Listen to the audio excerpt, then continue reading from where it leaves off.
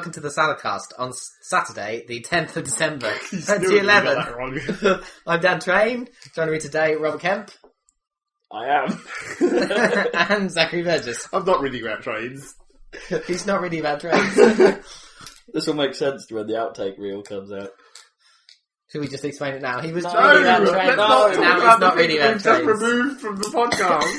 Okay, fair enough. It's not often we have to do a cut, so let's not We put didn't in have what we to. had to cut. We've never cut anything, have we? No. Oh, Apart from bleeped bleeping out a that couple one of thing. things. Anyway, never mind. Yes. So let's get straight down to it, shall we? Unless we've got something slightly more comedic than trains to talk about. Well, you had a chord joke. A bad one. Yeah, it was bad. You'll never get to hear it unless you listen to the outtakes. Indeed. Which won't be out for months. No. Well, I don't know, when it's like Christmas outtakes or something. No, I do them at the end of the season. It's like March or something. It's not out. Stop fiddling with that. They'll hear that on the radio. No, they won't. Yes, Yes, they they will. will. Yes. You won't hear that shit at all. I think Not like this. I think we should talk about Zach's propensity to fiddle with random crap that was in his hands. Where did you get That's mine? Oh, you've got it. That's I mine. know it's yours, but you'll fiddle with it. I was about to say, did you steal that from my bread? No. It doesn't have to be yours, though, does it? There's no bounds for you, is it? There's nothing else. There's no fiddleable things around here. How about your hair? I don't. You can't touch my hair. Can you twiddle your hair in a flouncy touch my hair. female style? My hair is not suitable for physical contact. Your hair is biohazard. Yeah, exactly. There's grease in there. Somewhere. Bacon grease. You could tap it. He just like, because that's his beauty regime, he has to sort of put layers of meat upon his head, and then the grease is in there.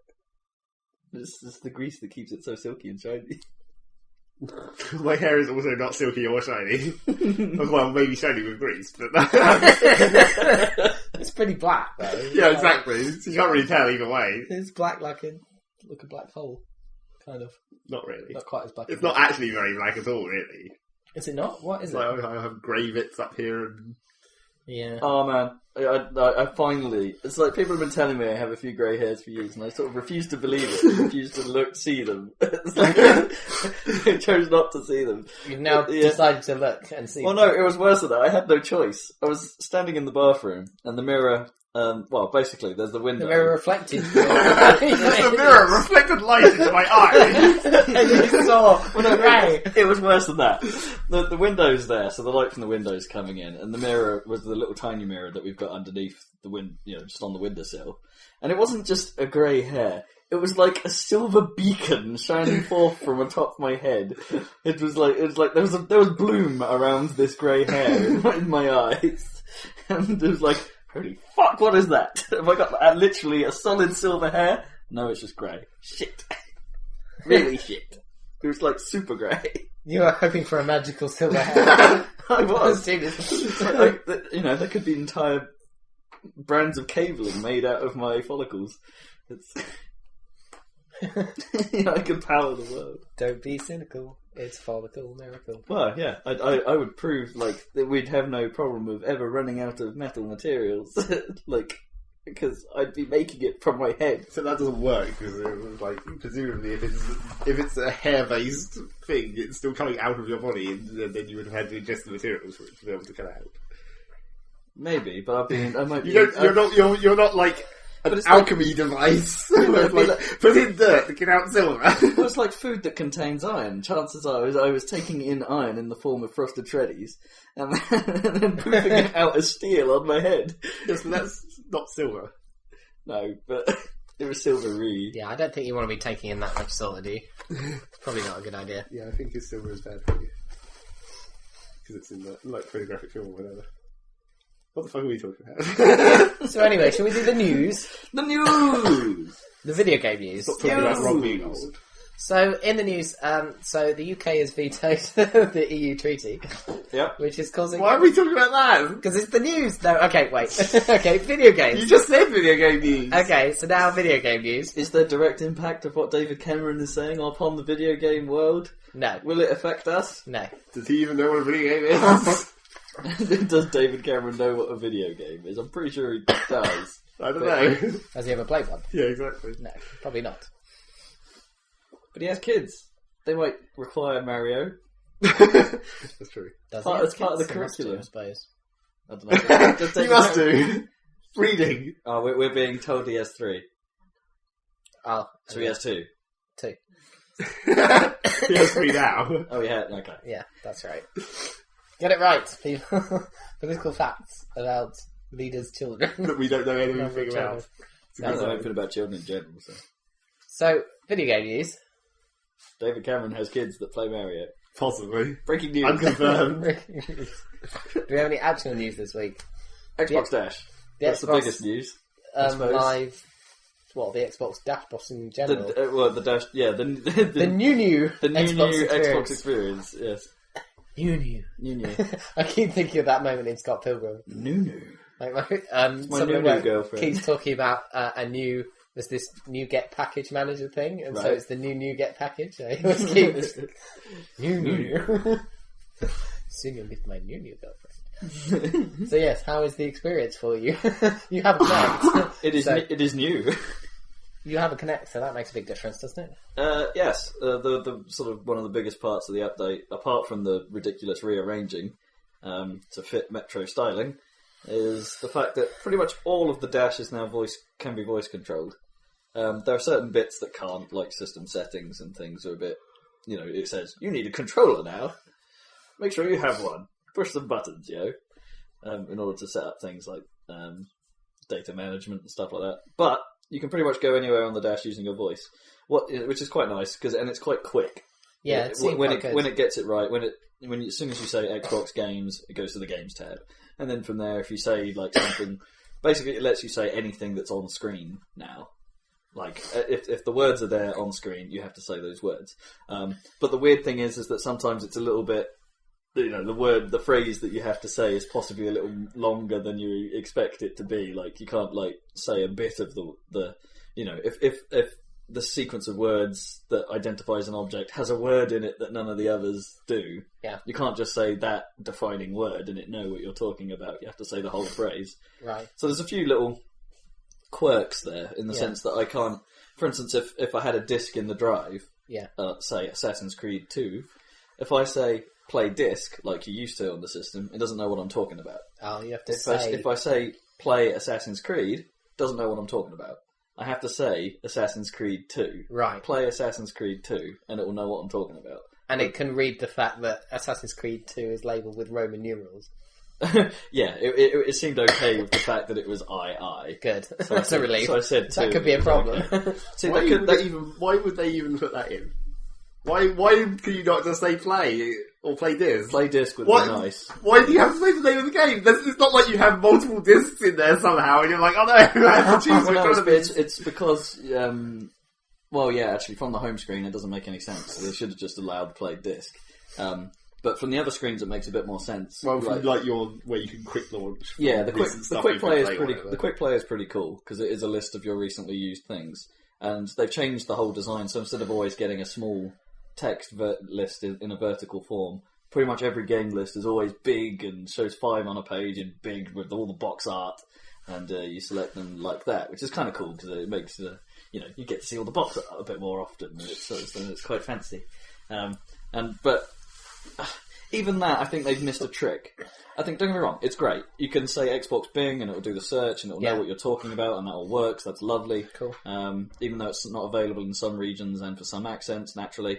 But they've missed a trick and I can't go from the home screen or anywhere on say I'm on one of the home level, one of the top level menus. Yeah. I can't then say the entire path of where I want to reach and it understand me. Past that whole thing. So if I was to say Xbox Quick Play Outland, it wouldn't do that whole process. I'd have to go Xbox, wait for the thing to pop up. Well, no, I could say Xbox Quick Play to get to that list, but then I have to wait for it to move to the next screen. And then additionally, it has to be on the screen in order for it to know what I'm saying. Yeah. So if Outland isn't in my top 5, lost, if Outland isn't in my top 5 games, I have to use next to scroll through the list until the game is on screen. Yeah. So I think they've missed a trick. Well, maybe Yeah, I mean, that sounds like it could be a technological limitation that could be fixed in the next generation console. Yeah, I mean, a lot of this... Fixing this thing. Well, no, because Not that they would have to complicated. know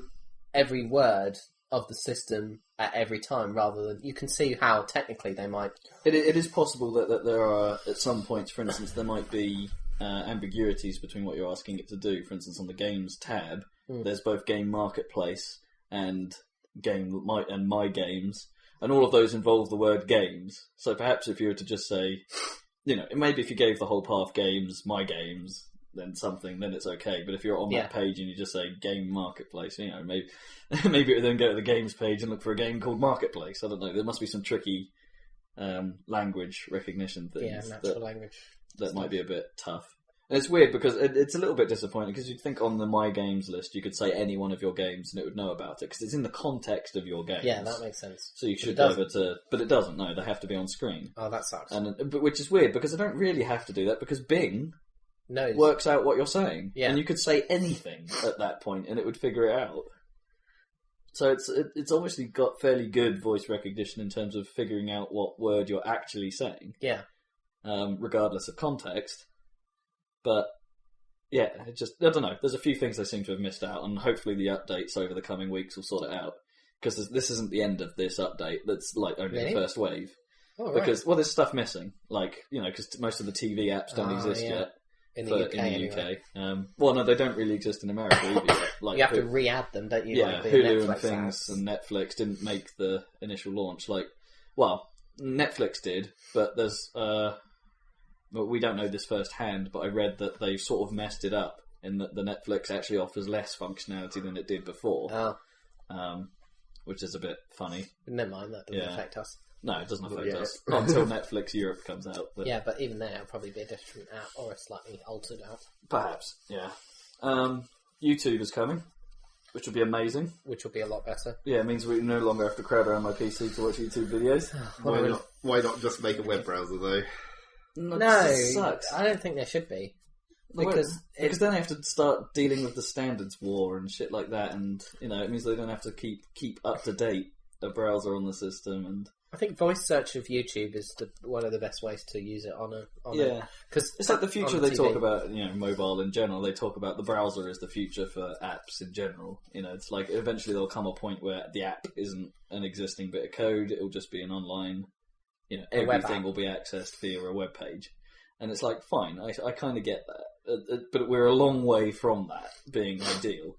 And for now, having an app that does a purpose is the best solution. I think that... Because it means they can tailor it to Connect, they can make the interface all sort of super nice and Connect gestury and stuff like that, which they wouldn't be able to do with a web page. I think that the iOS and the App Store... Will they bother doing Connect integration? I'd imagine they would. The entire dash is connectable now. All the apps are Connect controlled.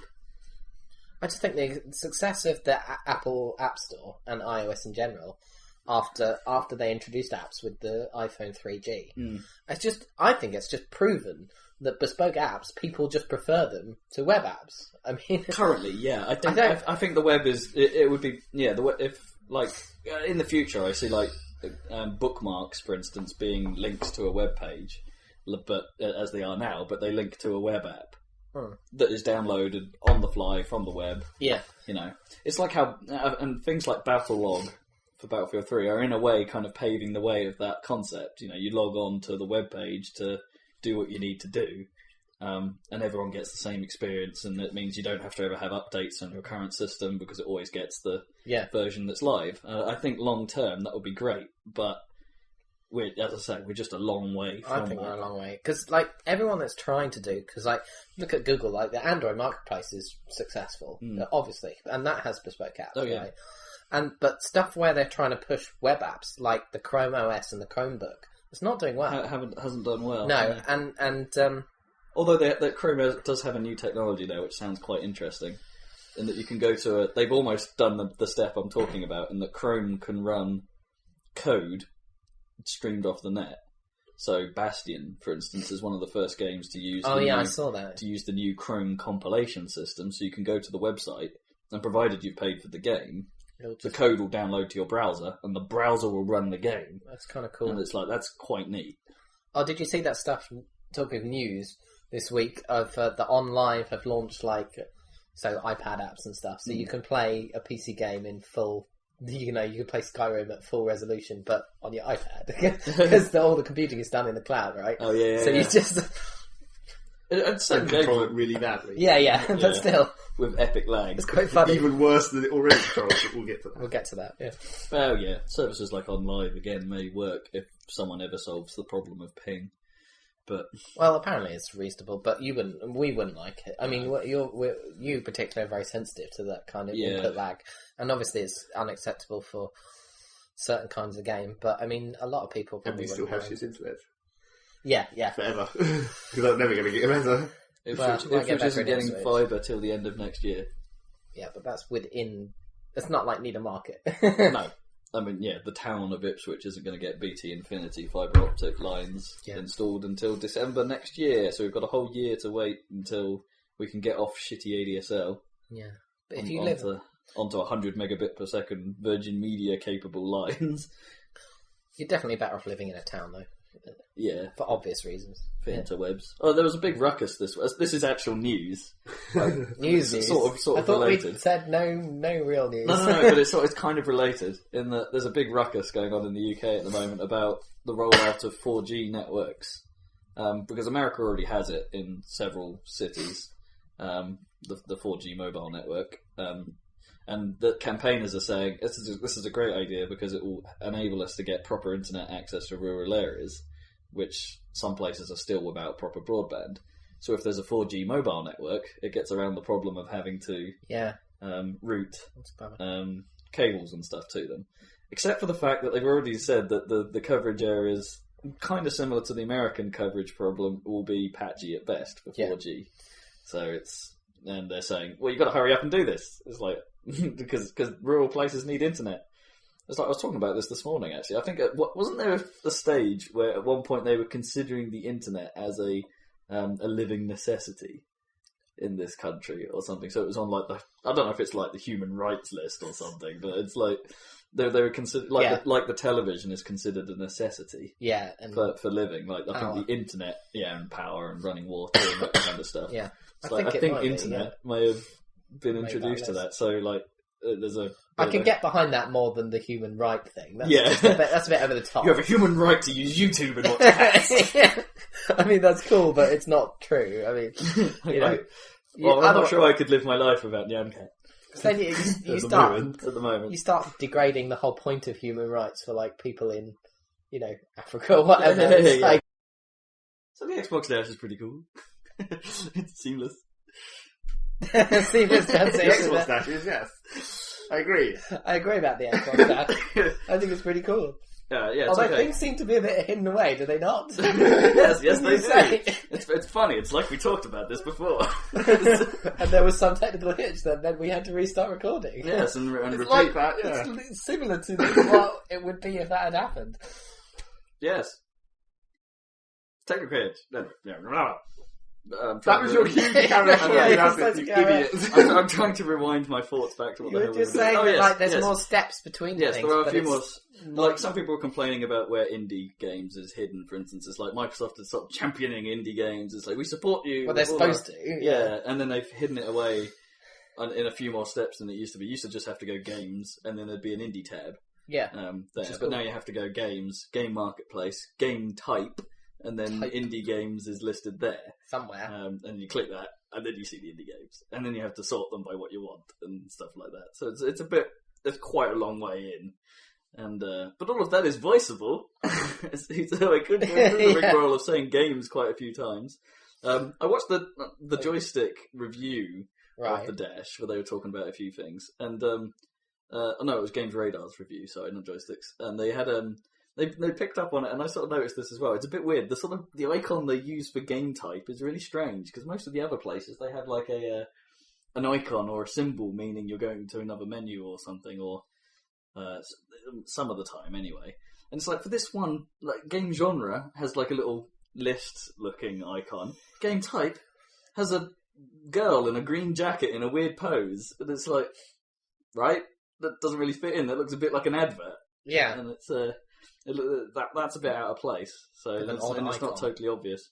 I was also thinking of talking about the fact that I found it tricky to see the deals of the week because where the labels are all positioned on it. It's there. It's actually really easy to get to. It's on the home screen. Yeah. But I couldn't find it for ages partly because I'm blind, and secondly because you look at the labels of the boxes and things, and they have a standard label position of being in the bottom left. So you look for what things are called in the bottom left. Yeah. What I didn't realise is that for deals of the week, instead of putting deal of the week or deals of the week as the text, they put what the name of the theme of the deal is. Right. So it would be like superheroes or driving games. So you have to you have to say superheroes, and a part of the box actually says sales and deals. And it's in sort of like in a graphic-y sort of way, and it's like, okay, weird. That's the one inconsistent part of the interface I've found. You can't say sales and deals. No, you can't say sales and deals because it's not the label of the object. Yeah. And it's that's a bit weird. It would have been better if they did sales and deals and then had that text as the part of the sale graphic, blah. So Sure. I think they messed that up. But it's a nitpick. There's scope to improve that. Yeah, it's a nitpick. In all honesty. Yeah, and other, we talked about apps earlier, and the web stuff, and I want to expand on that a little bit, because they're bringing other TV services like 4OD and Demand 5, which would be cool, because the PlayStation equivalents suck. The iPlayer should be coming to the Xbox. No. That's what I heard. Oh, are they? Yeah, Have they changed their mind? Yeah, recently. There's something... So are Microsoft letting all users have it? Or have BBC crumbled to let gold members only have it? Because that was the original argument. Yeah, that was the problem, wasn't it? I can't remember whether they resolved that. Well, they must have done if it's coming. But, I can't remember. Well, that's good news, because PlayStation obviously had the bespoke app for iPlayer installed a few months back, which was lovely. So it'd be nice for Xbox to have the same thing. But with the inclusion of 4OD and Demand 5, and perhaps ITV Player will eventually come across, they'll have bespoke apps on Xbox which will do the same job that the PS3 browser is pretty incapable of doing correctly. Yeah. Because the PS3 browser is beyond crap. So it's, that'll be good. But if you think about it, they've called the whole thing apps. Yeah. What else are they going to make it do? Yeah. It's like, where are they going with this? Is there more that we don't know about But that's cool. that they're going to try and integrate? Which is nice, because I know PlayStation have experimented with things like this in the past, but to no real effect. Have Xbox Home. Yeah. Yeah. That'd be sweet. Microsoft Home. Have a look at Bill Gates' home. It'll be like a really extravagant version of Through the Keyhole. That would be that would actually be sort of a cool thing to do in home if it had recreations of people's actual houses But, that you could wander around in. MTV Cribs, the game. Yeah. Sort of. Well, have that. Do you reckon? I don't know. I just suddenly remembered Xbox Prime Time. There's been still no word on whether they're bringing that concept back. What, you mean or if the it's dead. video game stuff? 1 versus 100? Yeah, 1 versus 100. Game show, I mean. Yeah, I think they ditched it, but there's still no word. It's not ever been said it's officially totally dead. I don't think, but it's a shame. I loved that concept. Yeah, it was it made awesome. any money though. I think that was possibly it. But they had so many players, and on the Saturday shows they had adverts. That means money. Yeah, maybe. Weird. Equals $pounds. $pounds. So yeah, it's quite strange. But yeah, get it if you haven't. Somehow get Wait, do you actually have an option? Do you have a choice? You can choose not to, but then you won't be allowed on Xbox Live. Oh, right, yeah. So really, you don't have a choice. Well, No. unless your Xbox isn't live connected and you're somehow still using the blades. It's get your Xbox to an internet connection and get it. I haven't been using my Xbox, and I think now is the time. I got an email saying now is the time for auto renewal of your gold. I was like, oh, okay, fine. And I got another email saying your credit card is out of date. Update it, otherwise we can't do your auto renewal. I was like, and then I forgot about it. So basically, I thought I'd update it recently because I bought some DLC. So I don't know. Maybe they've got my old card listed and my new card, and they tried to build my old card, failed, and couldn't be bothered to use my new. Yeah, card. no, I've had that happen to me. Actually, Yeah. I had to take my old card off. That's what I probably the need system. to do. Yeah. Anyway, so fail there on Microsoft's part. Yeah. They probably don't want to do that in case... What, auto-bill your new card? Well, in case it might not necessarily be like a new card, it might be a different... You might have Person. 2 accounts or whatever. Yeah, I suppose. They don't just want to automatically assume that the other cards on there is just as viable to take cash from. Yeah, Also, they're that's not probably running- sensible. They're not running the normal renewal deals that they were from quite a lot of last year and quite a lot of this year, early this year. Well, I got 'Cause Microsoft points last time I renewed. I got, From again... my Xbox rewards thing. Yeah, they sent me Connect Sports last time, Oh, that's pretty good. which was pretty nice. Before you had a Connect. Before I had a Connect, yeah. But So really, they were just like, we're going to make a profit of like 160 quid off this. well, no, I did have a choice of 4, but I already had Halo Reach. I wasn't really interested in having a copy of Connectimals. Because you didn't have a Connect either. You No. quite like that game, though, don't It you? was alright. So- I could have had, I could have also had Fable 3 or Connect Alright. Sports. So I chose Connect Sports because, Fable. Feel free to Fable 3, yeah. We don't want to be playing that. And, it would be against my undying hatred for Peter Molyneux. You really hate him that much? He's never delivered a good, he's made one sort of good game that I kind of like, and that was Black and White, the first one. You're not a fan of Theme Park? No, really. That's the weird thing. I'd always tried to play it and found it annoying as hell because it's like, this is supposed to be great, and I played it far too much. But always sucked at it. It was hard for some reason. Yeah. Or at least, well, maybe when we were 8 it was hard. Yeah, I suppose if we played it now it'd be easy. Yeah, probably. It's the same way as like Theme Hostel where I never got very far in it, and then when I went back and played it when I was older, it was like, oh man, I can actually handle this now. I know how to play games. What about Dungeon Keeper? That's pretty good. Did he? Oh, yeah, okay. Yeah, that's him. I'll give you that. Yeah. I still hate him. Another game which is a lot harder than it seemed because it was hard when we were young. Yeah. It was like I could never get past like level 6 Dungeon Keeper 2, and then I was like, I'll go back and try that again. Oh, it's well easy. Yeah. I'll complete the whole game now. Okay. Yeah, exactly. I'll give you that. But that's Peter Molyneux of old.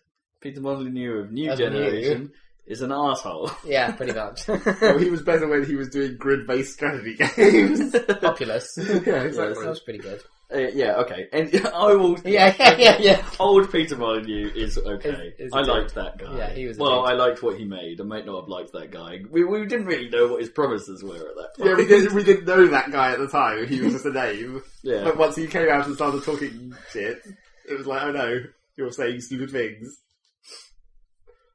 Shit Talker 1.2. Anyway.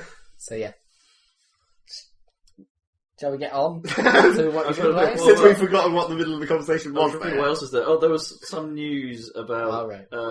I didn't realise this. Did you know about Felicia Day in Dragon Age 2? I DLC? knew about it, but I deliberately ignored every... Because I saw the headlines, but I was like, no, don't care. Really don't care. I really don't care about Dragon Age, to be honest. It's like, I don't care about the game. But Felicia Day is pretty cool.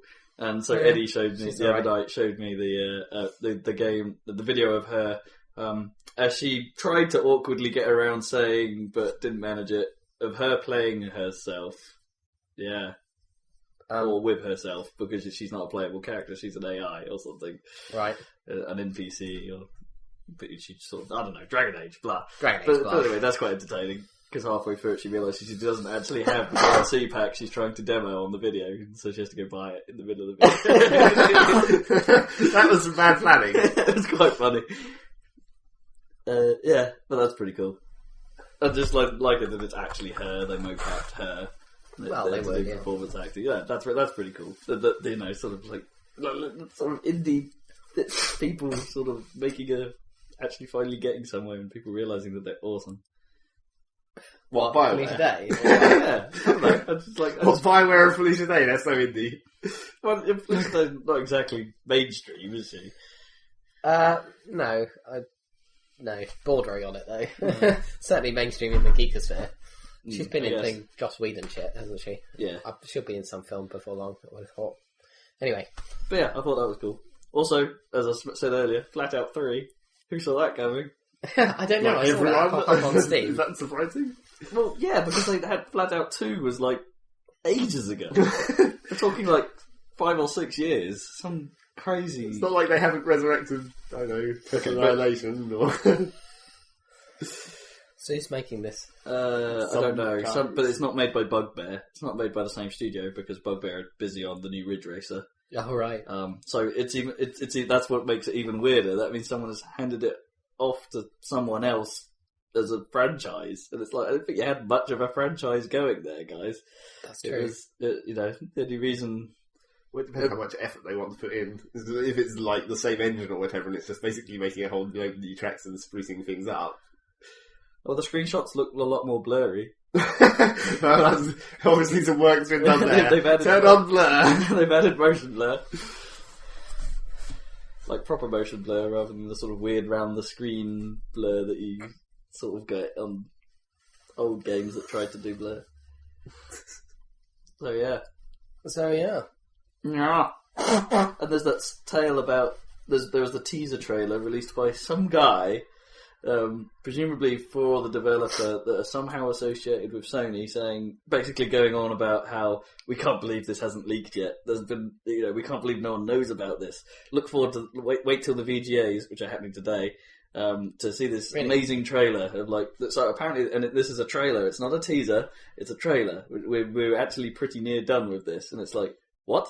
So we have absolutely no idea what this is about. So this isn't really news, but it's like some guy is basically Sony or some major developer or something. They advertise it as it's a developer everyone knows, and so it's like, what's going on? There's a big game for Sony by a big developer that is somehow not leaked.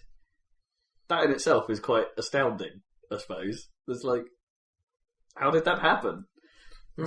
Well, because we're just so used to everything leaking out all the time. Everyone knows everything about every game that's about to come out. Grand Theft Auto, they do pretty well. At 5, that's been in development for must have been development since 4 came out. I guess. And nothing leaked. But that's another one of those kind of everyone knows that's going to happen. Yeah, everyone knows it's going to happen, but that kind of implies that they'd be more likely to leak if everyone knows it's happening. Yeah, obviously, and yet nothing is leaking. Didn't Blizzard say last week or something that they're making a new franchise that's not any of the ones that they're already doing? But if Blizzard are doing it, we won't see it until the next decade. It was Epic. Well, the game, yeah, we'll see a lot about it.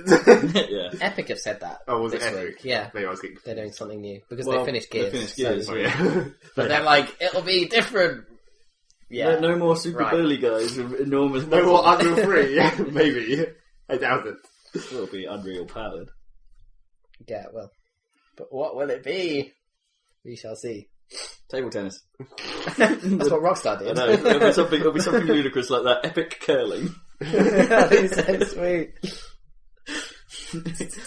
There'll be a special. You'll have to shout at the Connect to be that Scottish woman from the English team, from the Scottish from the English team, yeah, from the British team. So hurry, hurry!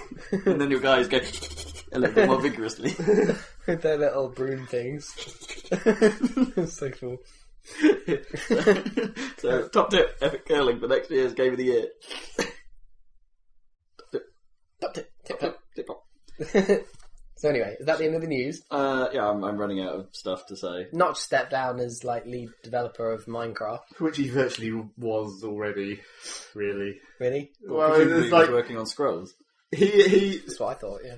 It maybe this is all kind of people on the internet bitching about things again, but it's like, hooray! He takes so many goddamn vacations, and that is legitimately true. He does take so many goddamn vacations. Well, fair enough. But then it's like the other guy who was sort of the secondary programmer, I guess, for Minecraft. Yeah. He was more of the one who actually put in the things that people wanted and got stuff done. Oh, cool. And it's like, and now it's being handed off entirely onto him. It's like, well, I guess we'll still continue to get updates then, because the guy who was actually doing the work is still going to be doing the work. But now he might be able to get to do more. Yeah, maybe. If Notch isn't forcing the creative vision so much. Yeah, maybe Notch is like, well, I've achieved what I wanted to achieve here. It's your turn. You can go nuts with it now. Yeah, maybe. Do what you want. And he's got a cat. What? Who? The guy who's taking over control of Minecraft. Is like a cat. Do we know his name? Jeb. Okay. I think. Yeah, I think that's right, yeah. I only know him by those 3 letters. Because he probably has some crazy Swedish name. Yeah, he does, unpronounceable. I think he does, yeah. So that's pretty Bjorn Hudson. I made this. So that's the news. The news. Moving on to what you've been playing, I guess. Games we've actually been playing. Shall I go first this week? Seeing as Probably. I haven't got much to talk about. Let's do this. Carrying on playing Dirt 3. Yum, yum. Really like that. That game is sweet. as you know, I keep going on about it, but it's one of the most fun I've had this year, I think, playing games. So it's a lot of fun. Given that you've now played it quite a lot, yeah. how is the repetition sort of thing settling in? It's actually my worries about the repetition, because you think the longer you play, the more repetition, right? Yeah. But really, it seems they've kind of paced the unveiling of new stages to the point where it's actually more variety the further you go in. Right. Do you see what I mean? Okay, so at early stages, there are less stages unlocked or whatever. It doesn't say unlocked or anything. But so you get more repetition in the early stages because you get the same track or whatever twice. Sure. But that would start to drag after a while. So they introduce more. So at this point, there's loads of stages for them to choose from for a given event. So it actually gets better. And I think they're getting longer as well. The newer ones I'm unlocking are like 3-4 minutes long instead of 2 okay, minutes. so the rally tracks are even better, basically. And basically. That's cool. So I think they've kind of done it really. There is still repetition, obviously, but it actually... it's kind of almost gets better as it goes along rather than worse. Yeah, because that was kind of... Well, yeah, Grid suffered from that really badly. Yeah. And Dirt 2, to a degree, was quite bad for that, because you're always racing the same... It would just be a different combination of events in the same vehicles on the same tracks. You know, they'd never sort of really do something crazy like, just this once, let's have raid trucks trying to do a rally stage. Yeah. But you can do that online. You can do that online and in single race. They just didn't put it in the campaign for some reason. I think that would have been an awesome switch up. Let's try and do like rallycross in trucks. It's...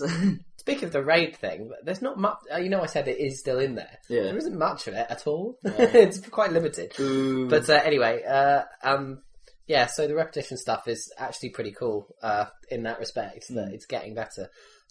There is still, like, say that I got to the Winter X Games and every track was in Aspen or whatever, because that makes sense, because it's all in the location. They were different tracks, but they were all snowy and in the same location. Okay, yeah, no, that makes sense. That I can deal with, yeah. But in the general events, there's a lot of variety. And I've just started unlocking, so there are these big...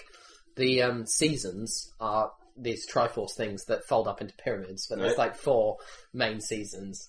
But once you've done enough events and won enough, I think, of a certain class, you start unlocking these miniature pyramids in front in the menu. And so there's one for each kind of event. There's like a rally one, a rallycross one, a trailblazer, etc.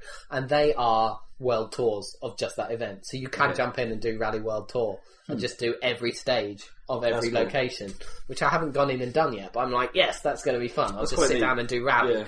I almost wish I'd done that when I played Dirt 1. Does that have that? It had the career stuff and the pyramid. But you also idea, had the... But it mixed in all the events as you went, and it's like, but you also had that option that you could just do at the start. It's like, let's just do the rally season. Yeah. And then you'd play old school Colin McRae style. So this way it's kind of integrated. I wish I'd done that, really. Yeah. So now it's kind of integrated into the... Not really. It's like a second stream campaign, but it's the same menu. You don't have to go into a separate section to access those bits like you did in Dirt 1. Okay. It's not like... Because in Dirt 1 you had that giant pyramid, didn't you? So, and the rally championships were all separate, weren't they? I think. You had to go in a different menu for those stuff. Yeah, it was separate from the pyramids. So this is all kind of integrated, which is nice. It allows you to get to anything really quickly and play.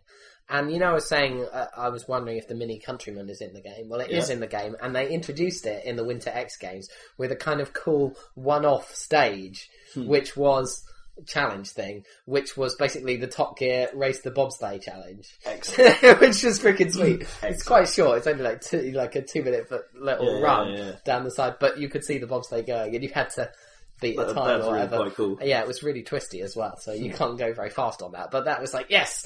So now I have the Mini. But it was like quite nice how they introduced it with something quite unique. Yeah. No, that's cool. You can just go... I think racing games need a few more of like, just as you're going through the racing games basically just need to steal all their ideas from Top Gear. Pretty much. Yeah. It's just like a set piece, but it was really nice and well done. They don't necessarily have to steal them from Top Gear, but just mix up the flow every now and then with something a bit oddball. Like one-offs aren't bad. They're fine. So that was kind of cool. And all the Jim Collins stuff is still in there. And, it's still amazing looking. And speaking of it, I said I bought all of Grand Theft Auto. Yeah. I jumped into episodes of Liberty City or whatever. Okay, yeah. That is quite well. Grand Theft Auto 4 is quite an old game. That PC port is not good. It's not, is it? It plays fine on mine. Like, it'll run at 60, but just about. But it doesn't look that great. And, like, if you look at my graphics card temperature, it's like 5 degrees higher than on Dirt 3 on Max, which is running perfectly and looks amazing. So, not a very efficient graphic port. It's just not optimized. It's like it's me they still thinking carry the awful because that had horrible DRM, didn't it, when GTA 4 launched? I guess that's not proving a problem. That doesn't seem to be a problem at all. Okay. No, not anymore. But I obviously there's been patches and stuff, but it's just not optimized for PC. Which is, I really hope they do a day and date GTA 5 nice optimized launch on PC, which they might do this time, because looking at the console situation. But would they do a Red Dead, do you reckon, though? No, they're never going to do that, which is terrible, because I would totally pay full price for that again. They're missing out on quite a lot of money here. Well, yeah, I know quite a few people that were sort of holding off because they thought that a PC version was going to come out. It's a shame, because they've done LA Noire, but they should just do Red Dead, but they're not going to. It's a real shame. I don't really know what the reasoning or behind that is. I don't know. Anyway, but maybe they're really busy in Rockstar San Diego doing something that we don't know what it is. Well, they could have just do what other studios do and hire a lesser developer to do the port. Maybe, but you've got to. That's where you run into trouble with these big open world games ported to PC, and then this is a bad port, and then disaster. I mean, that's kind of what's going on with this. True, but it's not impossible. No, it would be. No, I'm not saying it's impossible, but that would be. I would totally play it again. I'd be really happy to. It would look amazing. This is the weird thing that gets me. It's like Xbox to PC ports shouldn't be difficult. No, that's the whole point of Xbox. That's the thing. That you design it like you would a PC game. Yeah, I think GTA 4, like, I don't know, because once you start to kind of up the draw distance and stuff, and because they've got it kind of quite carefully optimized on the console to do with, like, how much it can handle. Yeah, how much it can handle, but also, like, sort of, I don't know, blur and distances, and everything is, like, tuned so that it looks good.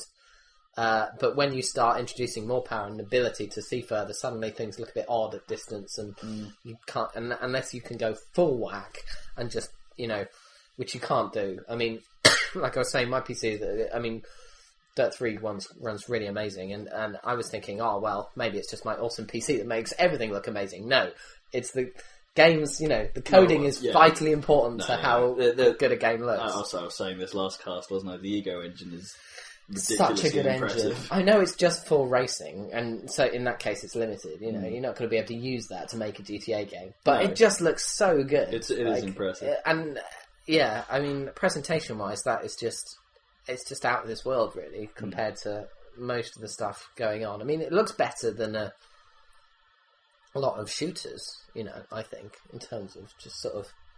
Well, I don't know just general fidelity and general detail. Yeah. It's the little things. In a racing game, you generally don't pay attention to the little things. But even in Dirt 1, they had wind physics applying to the broken bits of tape where you'd gone off the track.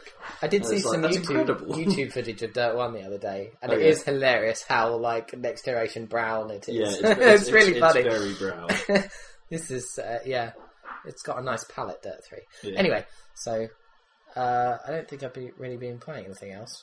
I remembered another bit of news. Oh yeah, news, which really shouldn't have been news, but there's basically apparently Back to Karkin may have actually come out with Battlefield 3. Oh yeah, and I haven't paid any attention to Battlefield basically this last 2 weeks. So. I didn't bring it up because it's only come out for PlayStation. It comes out for PC and Xbox next week. Right. Okay. Yeah, there was some confusion about the dates. Some they just said in a patch or something, aren't they? Or something's going on. Yeah, there's a patch that's 2 gigs large because they couldn't find a better way to deliver the maps. So even if you don't have the Back to Karkin pack, you still have to get the 2 gigs with the maps in. Is that on Xbox too? But in fairness, who doesn't have the Back to Karkin pack? Well, apparently, some people don't. Okay. Someone was like, I bought this in a store and it wasn't a limited edition. It's like, well, how did you manage that? I didn't think there were any non-limited editions of Battlefield. I've not seen them. If they exist, I do not know about it. But yeah, so there's this huge ass patch that I still haven't even seen if it exists yet because I haven't launched Origin for an entire 2 weeks to play Battlefield. which is kind of sad. So speaking of Origin, I was I bought Batman on Steam. I was been waiting for that patch. It has finally come. So next time, I haven't started playing it yet, but next time we will have my Batman review. Oh, but next time might be the game of the year edition. I know, yeah. But I'm going to have to talk about it because otherwise I'll have forgotten about it if we leave it a month. We might have to do some kind of thing. Well, no, we're not going to get a chance unless we do an extra episode. Okay, fair enough. I just won't bother playing that then. It's like the next time, but in a way, you kind of have to play it because you need to put it in the game of the year. It's like Christmas is next weekend. Not next. Yeah, I know. Next 2 weeks. Next cast time anyway. Yeah, so there'll be a slight delay on the next cast. There you go. Yeah, there we go. And then in that delay, we'll decide whether we're going to do 2 or just 1 big game of the year. Well, we've got days off. Yeah, It's the festive season. We'll have the extra days, so we could do 2 casts. Indeed. Special. Fine, we don't all get snowed in or some shit. Yeah. Although then we could just do it online, I guess. So anyway, Batman was cheaper on Origin, I noticed. Not surprising. Yeah. So No, that is surprising. why is that surprising? They're trying to get people to go on Origin. But it's EA. And also because it's EA do deals. Also because it's EA, they don't have to like pay Valve or whatever through Steam. No, but EA don't do deals. EA are evil.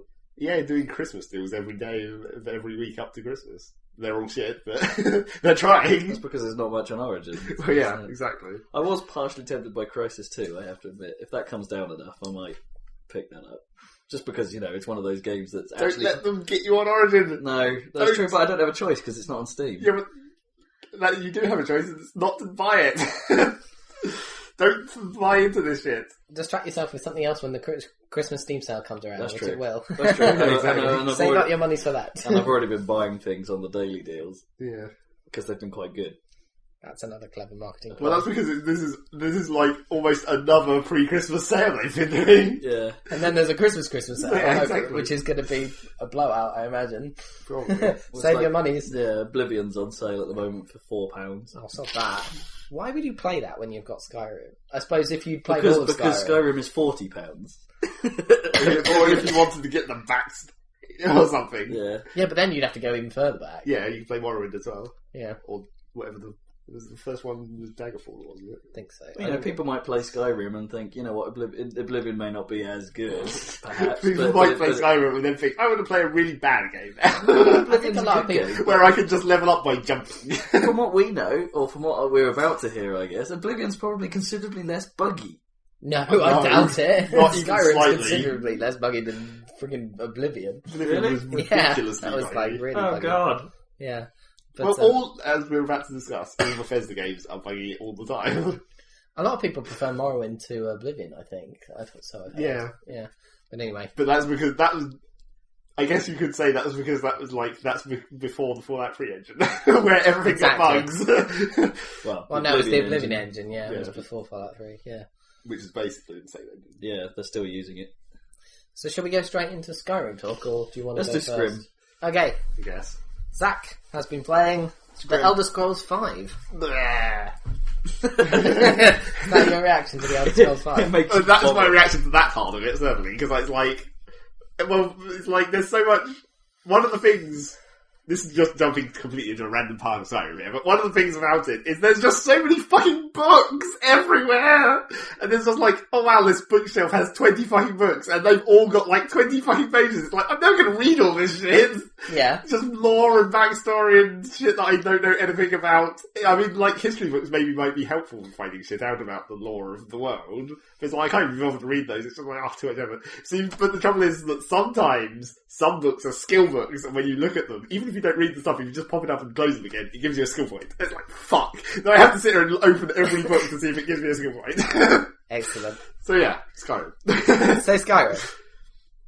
It's sort of like a bit of me kind of likes that idea, and like that there is that much backstory. But yeah, it's fucking annoying that they attached an actual benefit to it. Sometimes. Because it's sort of It would be nice if there was just like a thing where when you're looking at the book before you open it, where, you know, the press E prompt, Yeah. if there was just a thing where it said skill book. Yeah, this is important. Yeah. Well, no, they should just glow gold in the UI or, you know, or in the world. Nothing glows. It's not Deus Ex.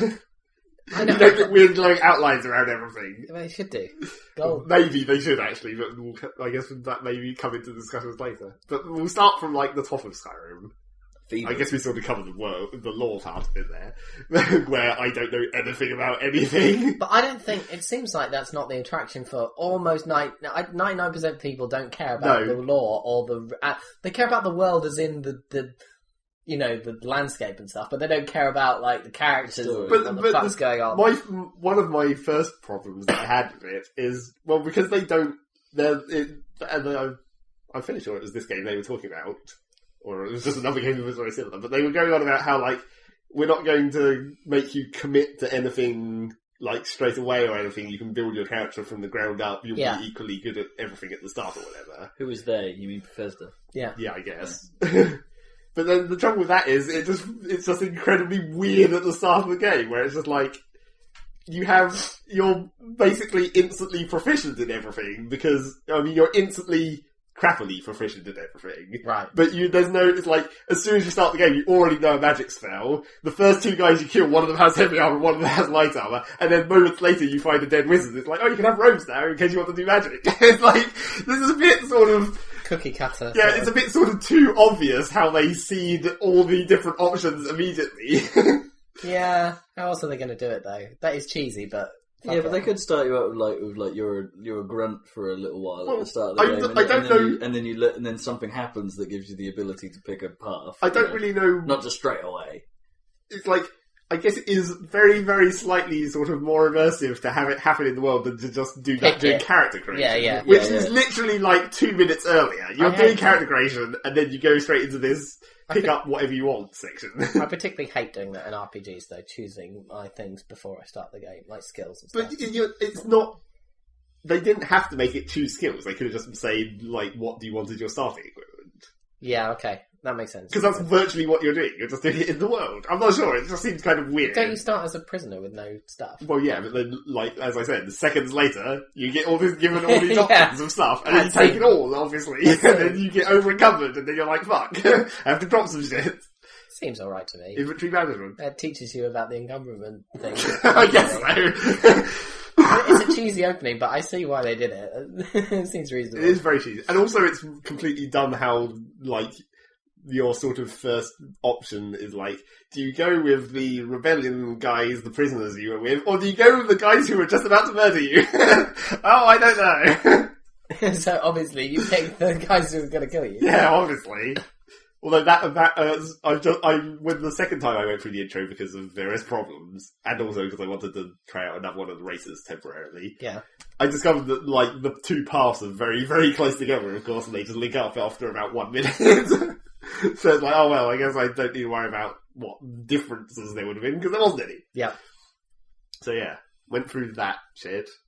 But the first time I played, when I was first launching the game, or first installing the game, because I waited for that patch. Yeah. And I was like, I'm not going to buy it until that patch comes out, and if the patch notes look good, but apart from I was going to buy it anyway. So I know you were. It's obvious. I was just waiting for that patch, hoping that the patch was going to be good. Which it wasn't. It wasn't in some other ways, but I guess we can get to that as well.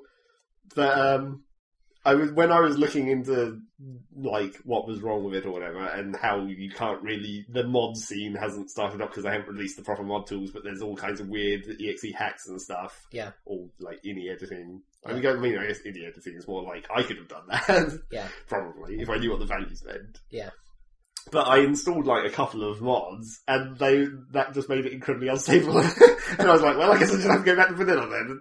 Because for some reason in the first room, it was like, if I was looking in a certain direction, it just lagged the shit up for no apparent reason. And I was like, well, that's not good.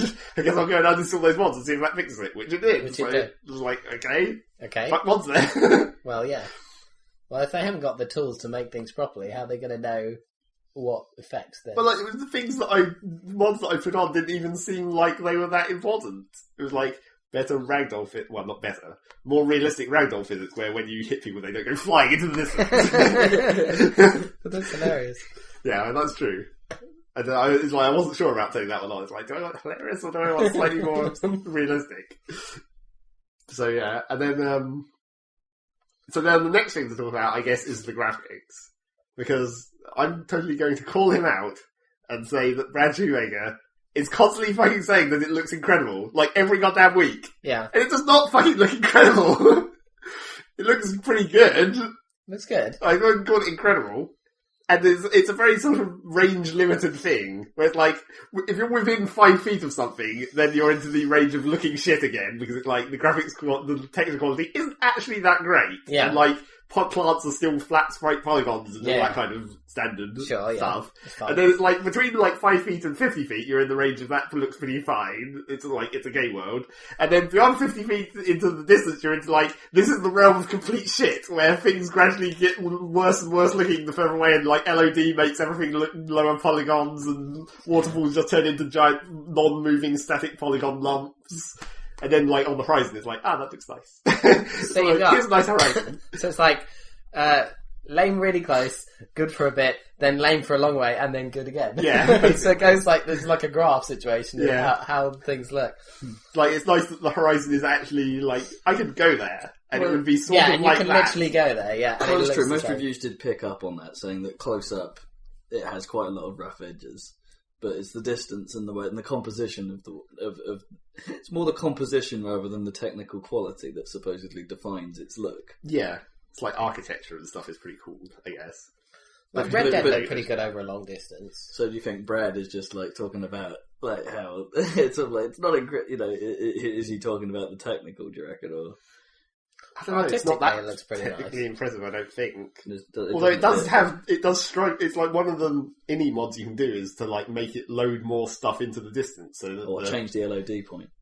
Yeah, I'm not sure if you call it an LOD point exactly. It's working on this weird grid system where it's loading a zone around you or something. Okay, yeah.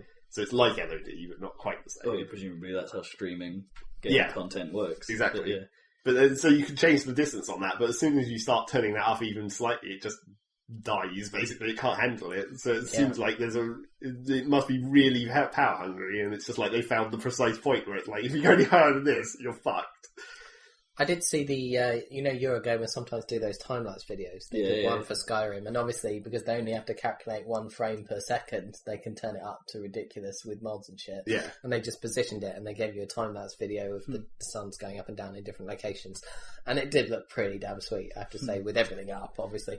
Although there was some hilarious, like, because when you do that, like, things that wobble in the wind look particularly hilarious. Like, the grass is just going, like, super fast.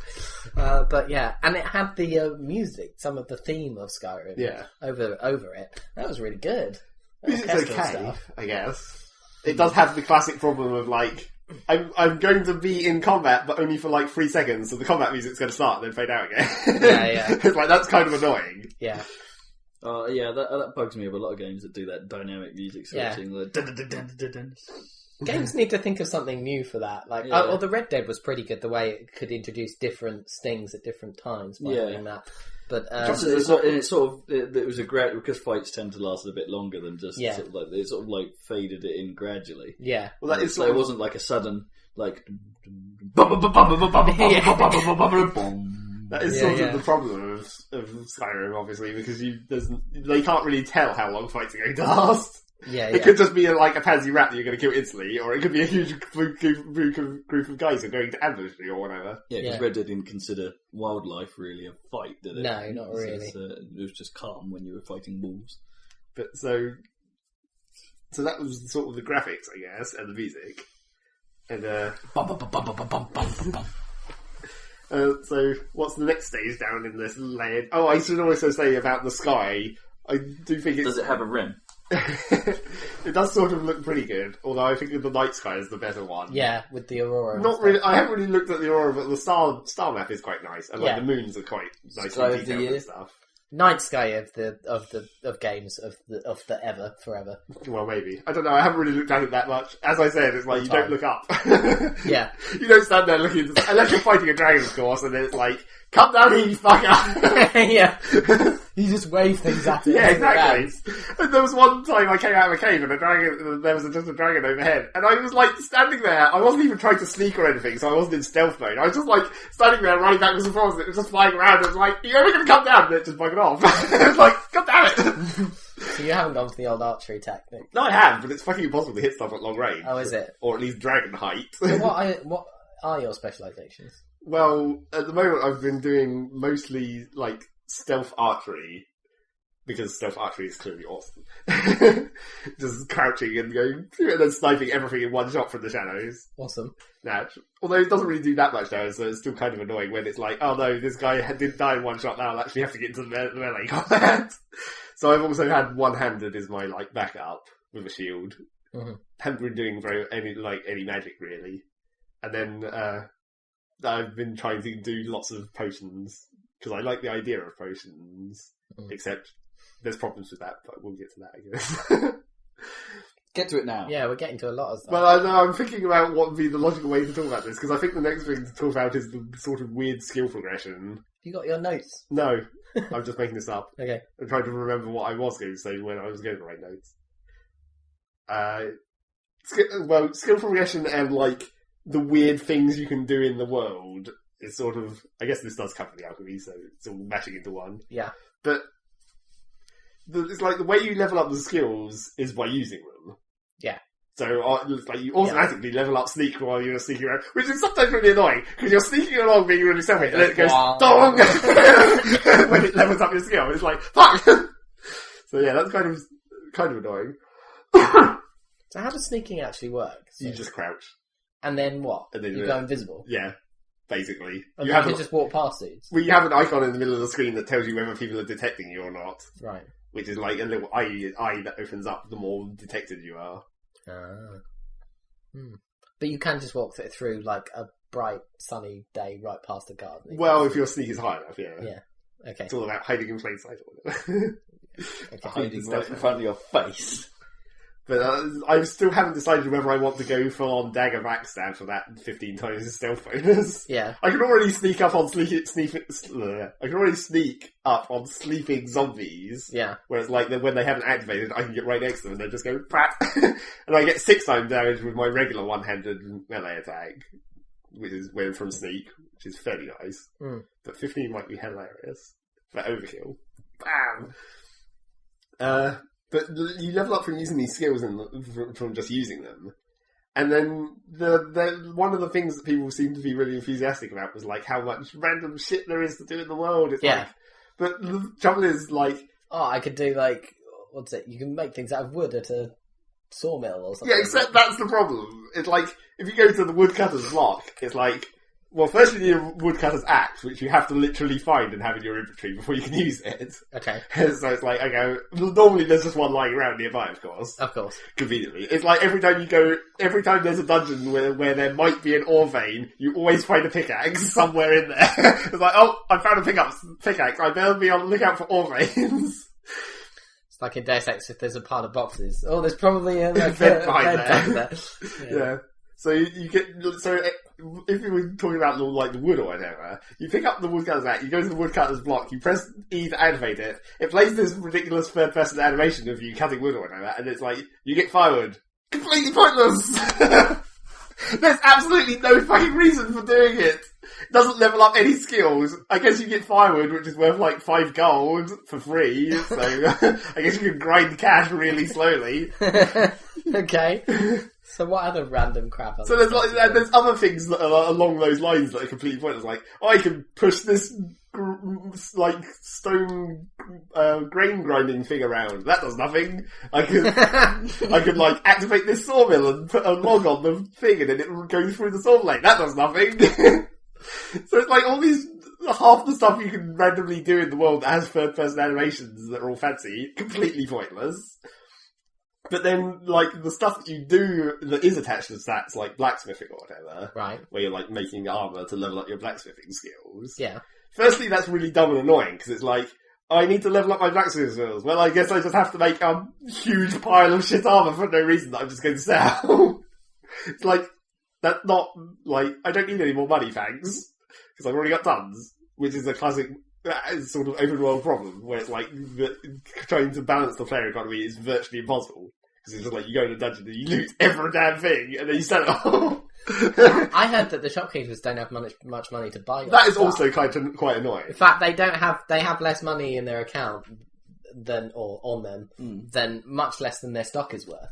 Yeah. So, you know. Quite a lot of cases.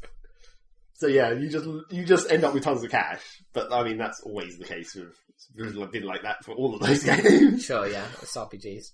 But the trouble is, the main problem with like the blacksmithing and the enchanting and all these other things, where you do it to skill up. You're making shit, but that's not necessarily the worst thing. The sort of more annoying thing about it is there's no gameplay mechanic. It's just like you go to a menu, and then if you have the resources, you select the thing, you push E, and it just digs into your inventory. Right, you haven't got any game to... Yeah, there's no actual skill. I don't know if I prefer that, though, because, like, otherwise it goes into sort of Fable 2... But pour a whole bunch of pints over vision. I wonder if it's minigame territory, which might not suit. Yeah, but I don't know if I prefer some of that as well. You sit there just mashing A to bash the armour with a hammer. Well, it's like... To a beat or something. It's sort of the same thing that I've always thought about. Like, not a literal, like, music. Cha-cha-cha. To a funky dubstep. Wob, wob, wob, wob, wob, wob, wob sword. That would be awesome. So if I could make a dubstep sword, every time it swung it goes bwop. Well, it's like the same problem I have with like Eve and like Eve mining. It's just like you turn on the mining lasers and you just sit there and you get minerals. Yeah. And but the thing that I've always thought about that kind of situation is like there should be like an optional mini game that gives you higher output, so you can just do it idly. You just turn them on and leave them. Or you can do it actively and actually get a bonus for doing it. That's how they should solve this problem, surely. Yeah. You're into sort of Mass Effect 2 mining territory then, where you have to sort of hover over things and wait for the thing to vibrate. And... Yes, but if that had still been optional, it was like if it had an automatic where it's just like, mine everything on this planet, I don't care how much I get. Yeah. It's still better. Yeah. I quite like little mini games like that sometimes. So I agree with you. But it's like, I would have liked some in this world because there's not really much to do. Well, that's the thing. A huge open world with nothing to do. What's more boring than that? That's what I wonder. It's just like, here's a whole bunch of caves where you can go in there and kill some guys, I guess. Okay. That's all that seems to be all that I'm doing. I mean, that was sort of expected. It's like, if you compare it to Fallout 3, it's basically the same. Speaking of which, no matter what anyone says about this is not a new engine. This is just fucking Fallout 3's engine again. Yeah? They just prettied it up slightly. Okay. I don't care what you say in your stupid marketing bullshit about how this is a new, ridiculous, awesome engine. It's clearly not! So is it less buggy? Than Fallout 3? Well, I'd have a hard time remembering what Fallout 3 was like, of course, because it's been quite a while. And especially what it was like originally before the patches, of course. And by the time I was playing Fallout 3, I already had mods installed. Right. To do various useful things to do with the UI, which I guess is also something I'm about to mention in Skyrim. But I don't know, it probably is less buggy. There's just some sort of classic unsolvable bugs, I guess. Or they're probably not totally unsolvable. But still, the classic open world bug where it's like I was coming up a hill and I saw something sticking out of the ground. I was like, what the fuck is that? So I walked up to it and it was like a crab just goes out of the floor. I was like, oh fuck, it's a crab. So none of that stuff is game breaking though, is it? No. It's just like stupid open world jack. Yeah, it's just the traditional like things where you can't really... Are any like broken mechanics? Well, actually... apart from the ones that they patched in to be yeah. where they completely fucked the magic resistance so it didn't work at all. Yeah. But that's since been fixed, supposedly. Is there anything gameplay that's broken? Well, there's various broken quests, supposedly. Oh, right. Where you can easily, like, if you go somewhere before you've been given the quest, you can cock it up. And get stuck. Yeah. There's one in Zelda, do you hear that? There's a game-breaking bug in that. Sword. If you do something in the wrong order or something, then you have to start over. Are there any games with Sky in the title that aren't buggy as shit? Skyward Sword is not buggy as shit. I'm sure it's perfectly good. Well, yeah. It's only crashed on me once. That's pretty good. I guess.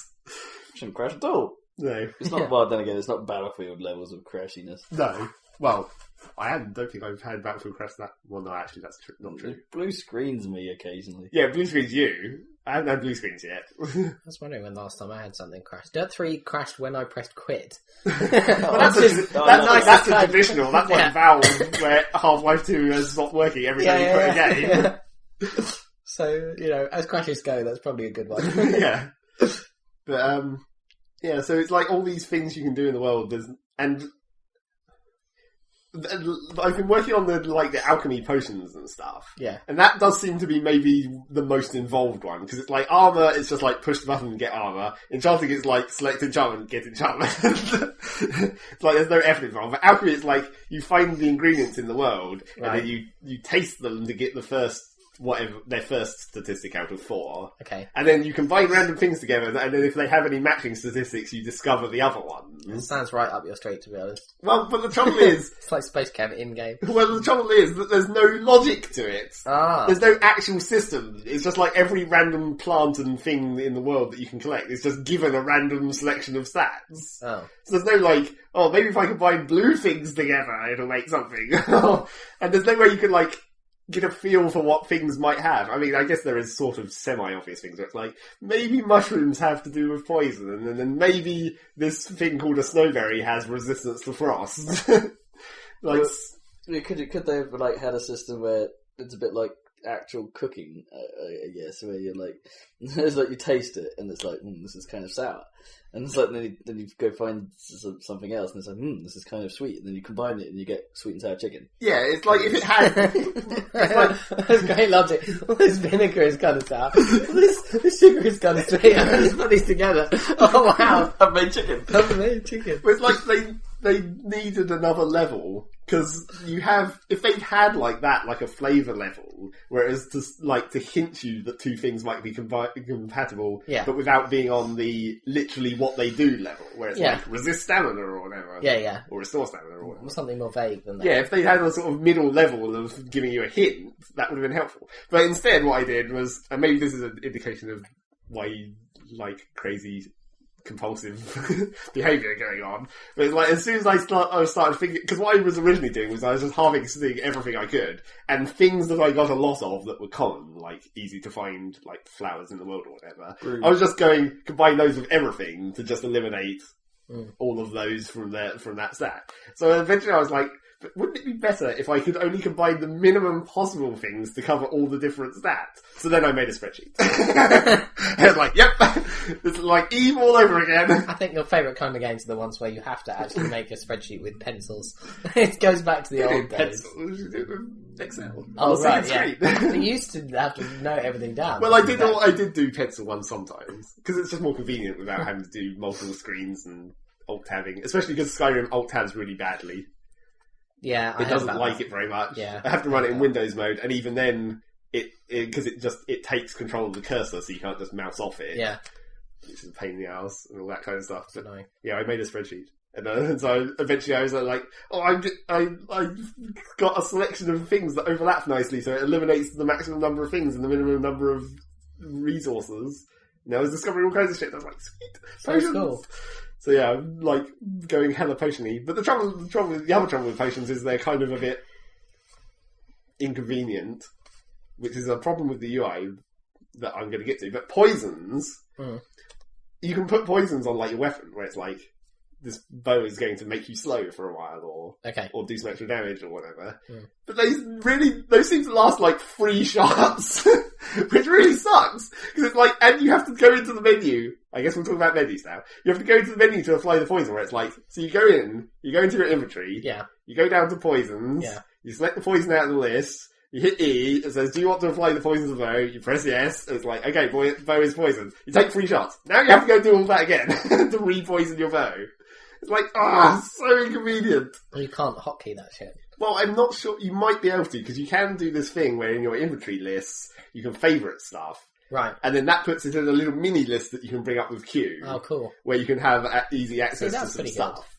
Good. Except the trouble with that is, it's not really that helpful for doing things that I'd like to do, like switching weapons. Because it's like it's like I have my various weapons on number keys, of course, and then I have like health potions on one of the number keys, so I can quickly get health, and that makes sense.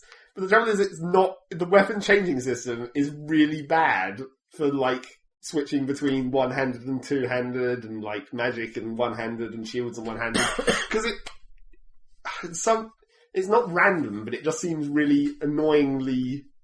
I don't even know if it's inconsistent, but it just seems like a really annoying system where it's like, so I have my bow as my standard weapon, obviously, because I'm going bow, and that's obviously two-handed because it's bow. So I have that on like 4, and then when it's like, oh no, they're coming into melee range, hit 3 to get my sword, and providing I've had the sword and shield as the last thing I use, it also brings out the shield. Cool, and that's fine.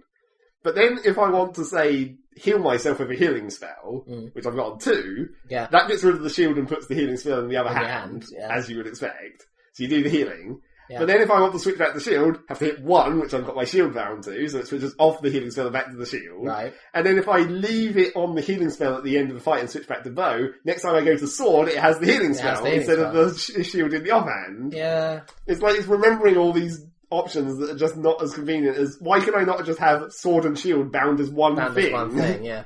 That's the kind of thing I used to sort of fix in TF2 by using the config. Yeah. You know, because it's like with the melee, class config and because the button goes back to your previous item, but if it was the melee, so I just changed it. It just that instead of that, it just toggles between primary and secondary, and then I have melee on a third key. So it's like that kind of similar problem. Yeah, it should be solvable. But and then if you make the horrible mistake of like pressing the magic button twice and then it dual wields it, so it puts it in both hands, and then you're like, oh no, I have to change. I have to press the sword key to get the sword back out, and the shield key to get the shield back out. Yeah, and also I can see that being a problem. It's really picky about what hand stuff goes in. Like I can't easily have hotkeys to say I want the shield in that hand and healing spell. Like, I just want to block and heal at the same time. Can't do that, because you can't, as soon as you press the magic one, it always goes into your offhand. Right. So it never replaces the sword, unless you do wield it, and then switch to the first hand back to shield again. Is there every time you press the button, it takes time to do the thing? Yeah, there's also a drawing animation. It doesn't just reset, you know, because that sometimes happens in, I think in TF2, if it starts to get out a weapon and you press another one, it just starts to get out that one, rather than waiting to have finished and then do it. So it's like, you can tap, and it will switch between You don't have to wait, but there is always an animation, which is also annoying, because if you're on sword and shield, and you want to do heal, when you press the button to change to heal on the other hand, it redraws the sword. Oh, okay. But if you wanted to go from, if you wanted to go from sword and shield to shield and heal, what would you do? You'd double tap magic to get it in both hands, and then press the shield button to get the shield back out. But if you press those 3 buttons really fast, it should work. I think. Work. So if you had a auto hotkey macro for pressing those buttons instantly, I guess, or with a little sleep between them of like 20 milliseconds, yeah, maybe, then you could fix it. I just wish there was an easier way. Yeah, you should just be able to like hold down a button and then press the mouse button you want it to assign to. Yeah, that makes sense. Like, put my magic in this hand, but put my magic in that hand. Again, you could probably script that, but still. Probably. But maybe there'll be a mod exactly. to fix all this. So anyway, what else about But the other problem with the menu systems is it's just a fucking giant list. Just lists. Yeah. And really horrible lists where, like, you sort them. If a thing is a certain length, like, sometimes the text title length. Well, it's like the name of the object. It's like, sometimes the text will get smaller. Sometimes it will randomly get split onto 2 lines. Sometimes it won't get split, it will just get truncated. And then you can't see how many you have because the stack number is off the end of the screen. Yeah, great. It's like, what are you doing? UI elements, you idiots! Okay. And then it's just a big fucking long vertical list that you have to scroll down, which is a pain in the ass for my alchemy, because it's like, I've got so many goddamn ingredients, it's like 100 goddamn long list, alphabetical, you can't sort it any other way. Oh yeah, and it doesn't highlight new stuff you've got. So if you pick up something new to do with a quest, which is like Blokey Bloke's letter, it's like you if you happen to be carrying a whole shit ton of other letters, you have to scroll down to B for a start for Blokey Bloke. You have to remember that it was Blokey Bloke or not. You have to have seen that in like the split second where the message is on the screen telling you what you just picked up. So if it was Woman, it would be way down at the bottom of the list. Yeah, and like in amongst all the other W-based letters. Yeah, so the menu system is absolutely horrible for getting. I mean, it's got like. The top level is like categories, where it's like weapons and apparel, which sort of helps split it up a bit. Cool. But it is still just like a vertical fucking list, and if things are stacked, it's sometimes hard to tell. It's like, and then when you mark things as your favourite, it gets a little tiny arrow next to it to tell you it's in your favourites list. And you have to do that in your main list menu, where it's like, scroll down to the thing you want to put in your secondary menu and press F to favourite it. And then if you there's various other, like the poison. Yeah. If you have a magical weapon that needs to be charged up by soul gems, go into your weapons menu, find the weapon, press T, which is a different button altogether again, to open the charge menu. Scroll down your list of fucking gems that you can charge it with, select one of them, and then you charge it. So that's a massive inconvenience as well. Yeah. And then maybe, like, even more annoying than that, with the... I forgot what I was going to say. I knew it was annoying. Even more annoying. It was like, whatever it was really annoying. Even more annoying than that is like, there's no feedback in the UI of stuff that's currently happening. It's like, if you get poisoned, there's no fucking indication apart from like a very sort of, your screen goes a bit green or whatever. Right, and you make a coughing noise. There's no like status There's effects. no status effect indicators for, and like silent status effects that don't have any on-screen effects. You don't know they're happening. You have to go into your magic menu, then you have to scroll down to active effects, which for some reason is at the bottom, because this menu isn't alphabetized. Okay. And you go to active effects at the bottom, and then it tells you what you've currently got on you, which is kind of important, because some of those are vital, where it's like, this only lasts for 8 hours or something, and it will just disappear silently and will never tell you. That is quite bizarre. That does sound a bit strange.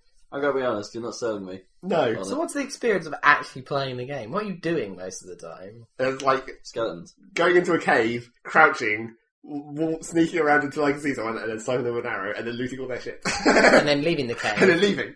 And then what? Find another cave. Yeah. I mean, they are Might sort as well of... play Minecraft. They are sort of interesting. I mean, there's like, they're all different. Well, I wouldn't say they're all different. There's, they're quite different especially when it's one of the more major ones. Where it's like, this one, particularly one of them that I went into where it's like, and I realised where it's like, oh man, this place is fucking full of traps.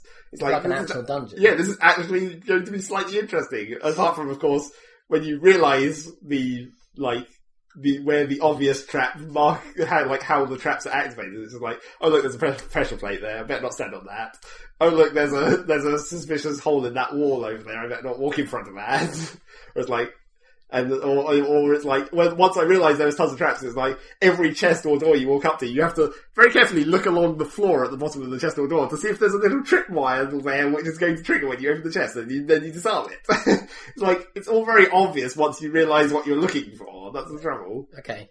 Although it is kind of fun that you can activate, like, pressure plates for traps by firing arrows at them. Oh, cool. So it's just like, wait till guys run up there and then shoot the pressure plate.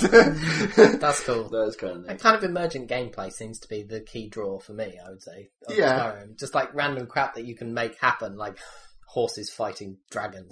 Well, Shit like that. I wouldn't call that emergent necessarily. It kind of is emergent. Well, it's like one of the earliest dragon fights I had.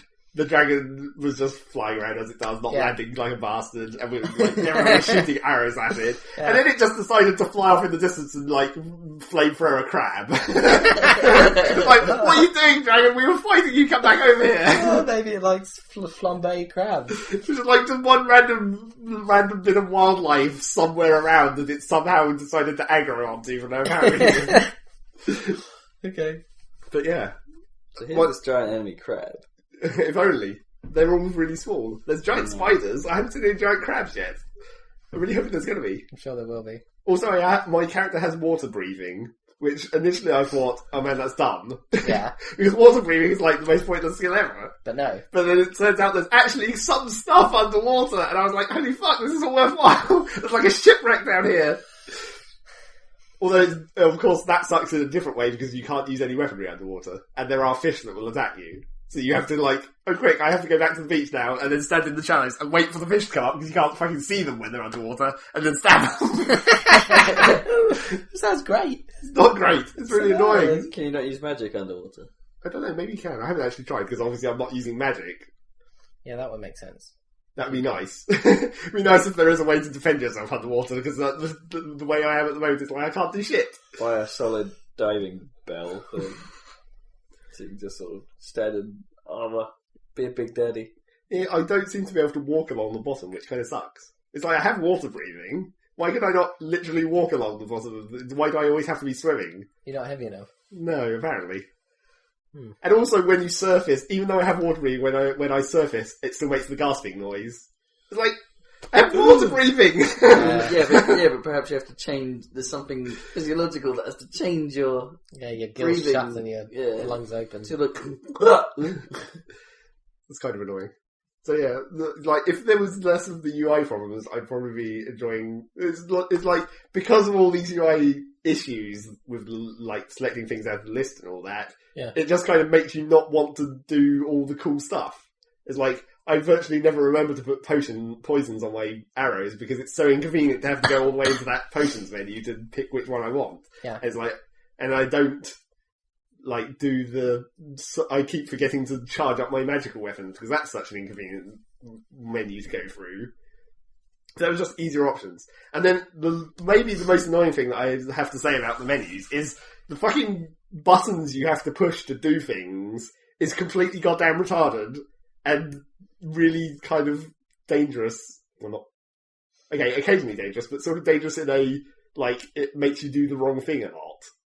Whereas, like, if you go and loot a chest, like, you press E to open the chest, and then the list appears, naturally, and it's basically, whenever you're looking in a chest or you're trading with a person, it's split with a line where it's like, here's all their stuff above the line, here's all your stuff below the line, and you just scroll through. So sometimes it's not immediately apparent whether you're buying or selling something, because it's like, are you in their part of the list or are you in your part of the list? Because if you're in their part, you'll be buying, if you're in your part, you'll be selling. But it's like, so you're pressing E to open the chest. Yeah. If you want to loot something out of the chest, you're pressing E.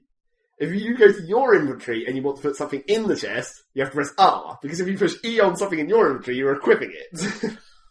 Oh, okay. So you have to press R to store stuff, but E to sell if you happen to be talking to a merchant. Because you're not equipping it, you're selling it. So the R disappears. The context stuff is kind of confusing. And it's because it's all E and R. Right. And it's like, if you're storing... If I'm in my house and I'm putting away my, like, potion ingredients... If I'm taking stuff out of my potion... If I'm taking stuff out of my ingredient store, E to select them to take them out. Yeah. If it's in my inventory and I push E, I just fucking eat it. You have to press R to store it. So if you press the wrong button, you just start eating shit. That's great. Chickens out chicken. And then just to make things even more annoying, if the stack of whatever you're looking at goes past 5, it brings up a slider of like, how many do you want to take? Okay. So if you're taking something, you press E to take it, and it brings up the slider. Yeah. Then you press E again to take that number.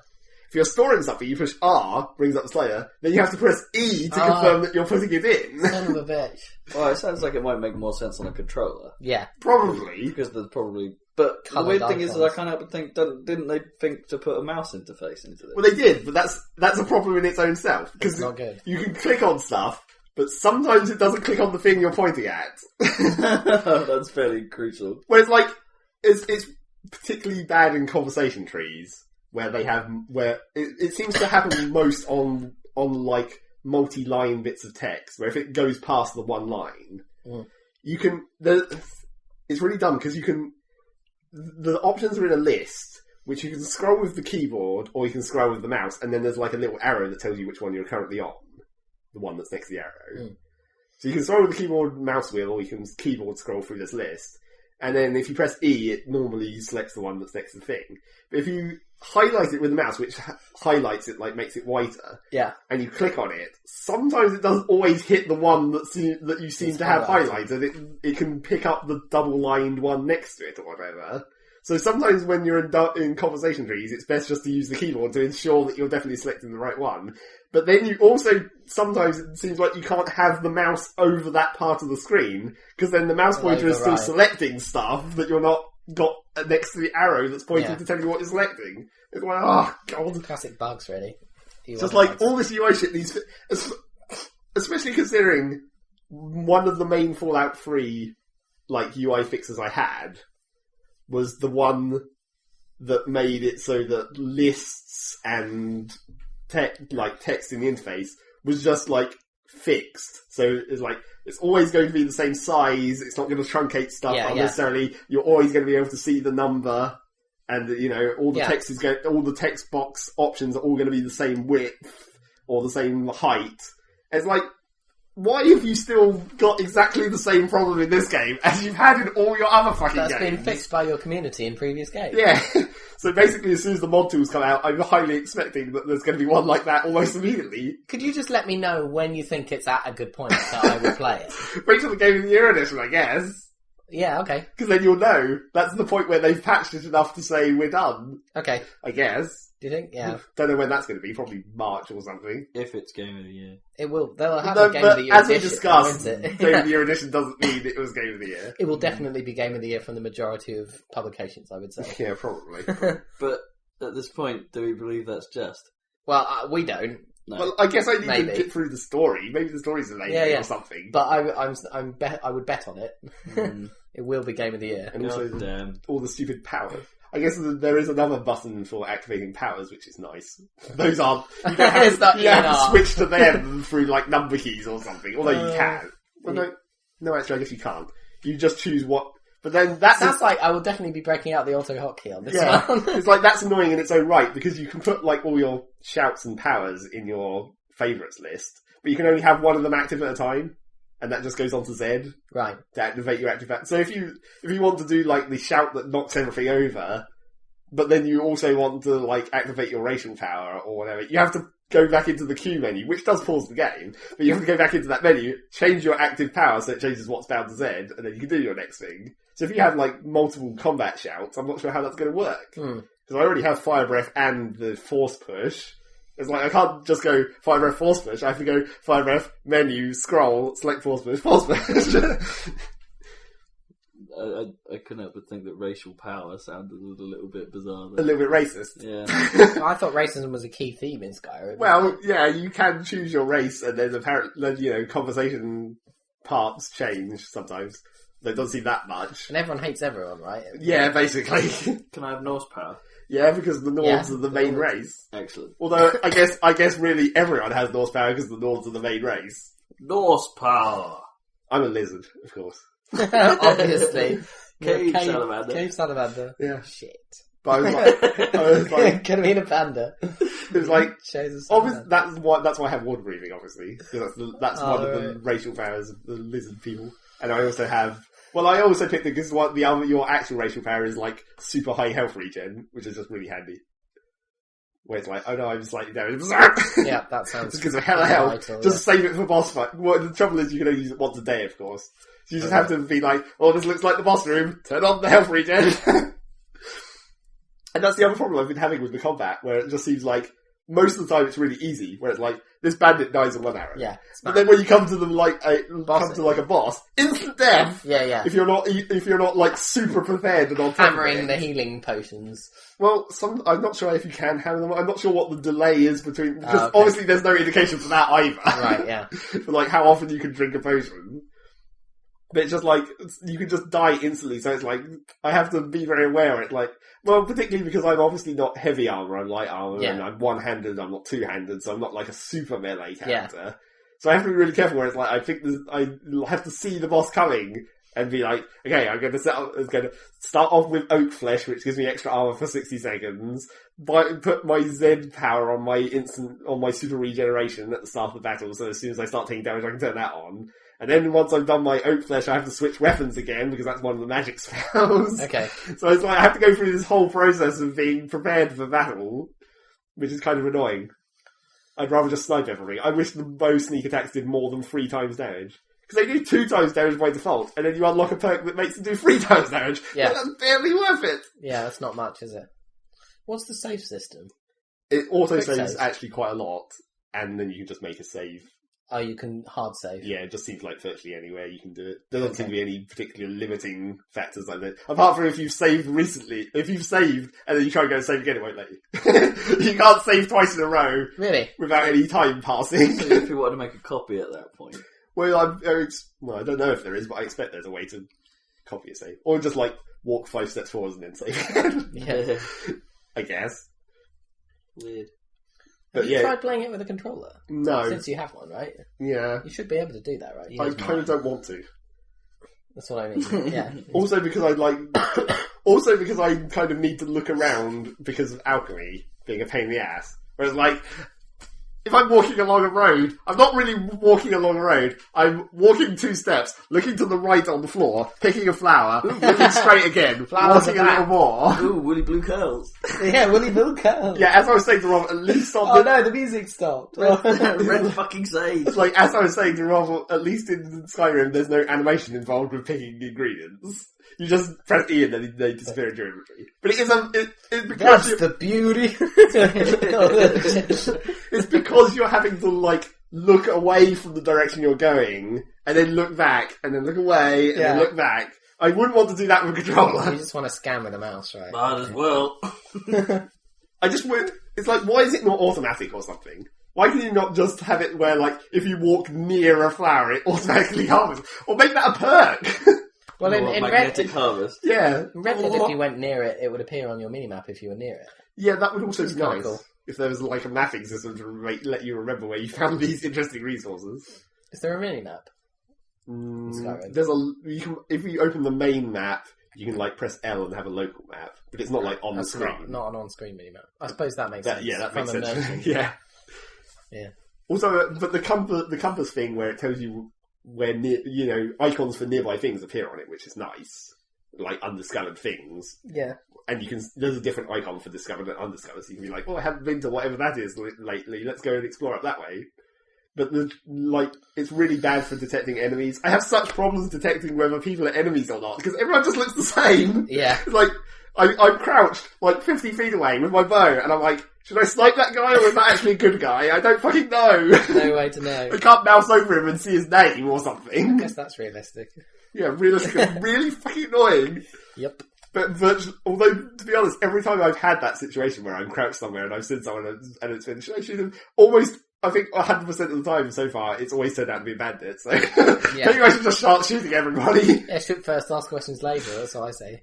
Well, maybe they should add something like in a scenario like that. Because I sort of agree with you. It's kind of like there's a realism thing there. But maybe they should sort of have it so you can shout at them or something. Yeah, be like, oi! Oi! So, But then that ruins your stealth. That's the other problem. well, yeah. Wouldn't get my sneak attack bonus. Maybe, Can't you just sneak up to them and see if they're a goodie or bagger and then sneak back and then shoot them with the arrow? maybe, but my sneak skill isn't high enough to get that close yet. You have to get pretty close before it will give up. You just need to get to that point then. Yeah. Although I think I'm not sure what the range is to see that kind of stuff. Probably you'd be able to tell if they were bandits from a fair distance, but if you want to see their name, you have to be literally always touching them. It's a shame you can't spot them Battlefield style. Yeah. I think I have this shout power. Yeah. That like Dragon spells. Yeah, one of the dragons that highlights all living things in the area with like a red glow. Cool. Which is actually really useful because you can like look through walls basically. It's like Batman's detective vision basically. Or the Deus Ex one, which was really useful in the Deus Ex. But it only lasts like 10 seconds or whatever and then it disappears and then you have to wait for it to recharge. So I'm like doing it all the goddamn time as I'm going through dungeons. But I've only got the first level of that, so maybe that you could imagine that like the second or third level of that might give you friend or foe power. That'd be nice. Yeah. Then I could just use that to tell whether people are enemies or not and then shoot them. Yeah, that could be good. I'm hoping. You never know. But I have to find 2 more of those fucking Dragon Wars things in this giant fucking world. For that specific spell. So who knows? It kind of seems like you're enjoying it, to be honest. It's sort of, apart from I'm spending too much time not doing things, it's like, I'm just harvesting shit and making potions. That's making a spreadsheet. The best bit, though. I know. It's like that's maybe enjoyable for me in my own specific way, but maybe I should be progressing the actual main story or something. Yeah, but what if you don't care about the main story? I mean, that seems to be for me. That seems to be the thing about Skyrim. It's like it's that you could have loads of fun with that game and never even bother with the main story, Well, the trouble is, or even any of the quest things. If you didn't want to, you wouldn't have to. It's like a big gamble. Yeah. Because it's like if you just go out there in the world and you're just like, a random cave, and you go inside. Yeah. Sometimes it'll be awesome. Sometimes it'll just be boring generic cave with some bandits in. Sure, yeah. So no way of knowing, yeah, if it's going to be quality game content. Yeah, if it's going to be boring waste of time or actual awesome spending of time. Well, that's kind of realistic, unfortunately. That's what the world is like. Yes. It's like, oh, this awesome cave in Scotland. Oh, it's quite boring, really. Oh, there's nothing in here. Yeah. It's kind of realistic. but not so good from a gameplay perspective. Not like Uncharted 3 where everything is awesome for no it's a crack den. reason. Yeah. Oh, it's a crack den. Okay. It's just a crack den. It's like urban Skyrim. Oh, what's in this house? Oh, it's just a crack den. Goblins smoking weed. Yeah. I don't know. Because somebody said that it's a bit of a disconnect if you do story stuff. If you want to do all the gaming content, if it's like, I saved the world, I will save you all for the dragons, and then it's like, right, I'm going to be a thief now, or a murderer, stab everyone. Dark Brotherhood. Yeah. So, there's like you can't reconcile your character with what's going on. If you want to enjoy all the content. There's like the three main side mission quest lines is like the Dark Brotherhood murdering everyone, thief, bastard, breaking in and stealing everything, and then the slightly good guys who actually turn out to be werewolves, but that's okay because they're not that bad. Yeah, it's like they're almost good guys. You almost gave us one good option, but if I want to see all the content in this game, I'm going to have to be a bastard regardless. Can you just, if you choose to be a bastard, then is your main storyline out of character? Or can you be a bastard and still save the world, kind of? You kind of automatically a bastard. It's like every time you go into like, I'm going to go into this tomb and steal everything, loot these corpses, loot all these burial urns. But everyone in the world is a bastard, right? Who's good in this freaking world? Well, I guess that is sort of the point. Like, there's no real good, there's no like Uber Templar, like, Jedi. Yeah, there's no we're super good and we're really pissed off that you've been stealing shit faction. No one really cares. They only care about each other or themselves or whatever. And if you don't steal out of their house, you're probably okay. Yeah, you're probably fine. Yeah. Yeah. I mean, the Nords, are they bastards? Like the general normal race? What? Yeah, like the general population. I mean, not really. They're just sort of guys, dudes. There is a sort of rebellion versus imperial over like battle going on, but that doesn't seem. I'm not sure if who's evil, the rebels or the Imperials? It's hard.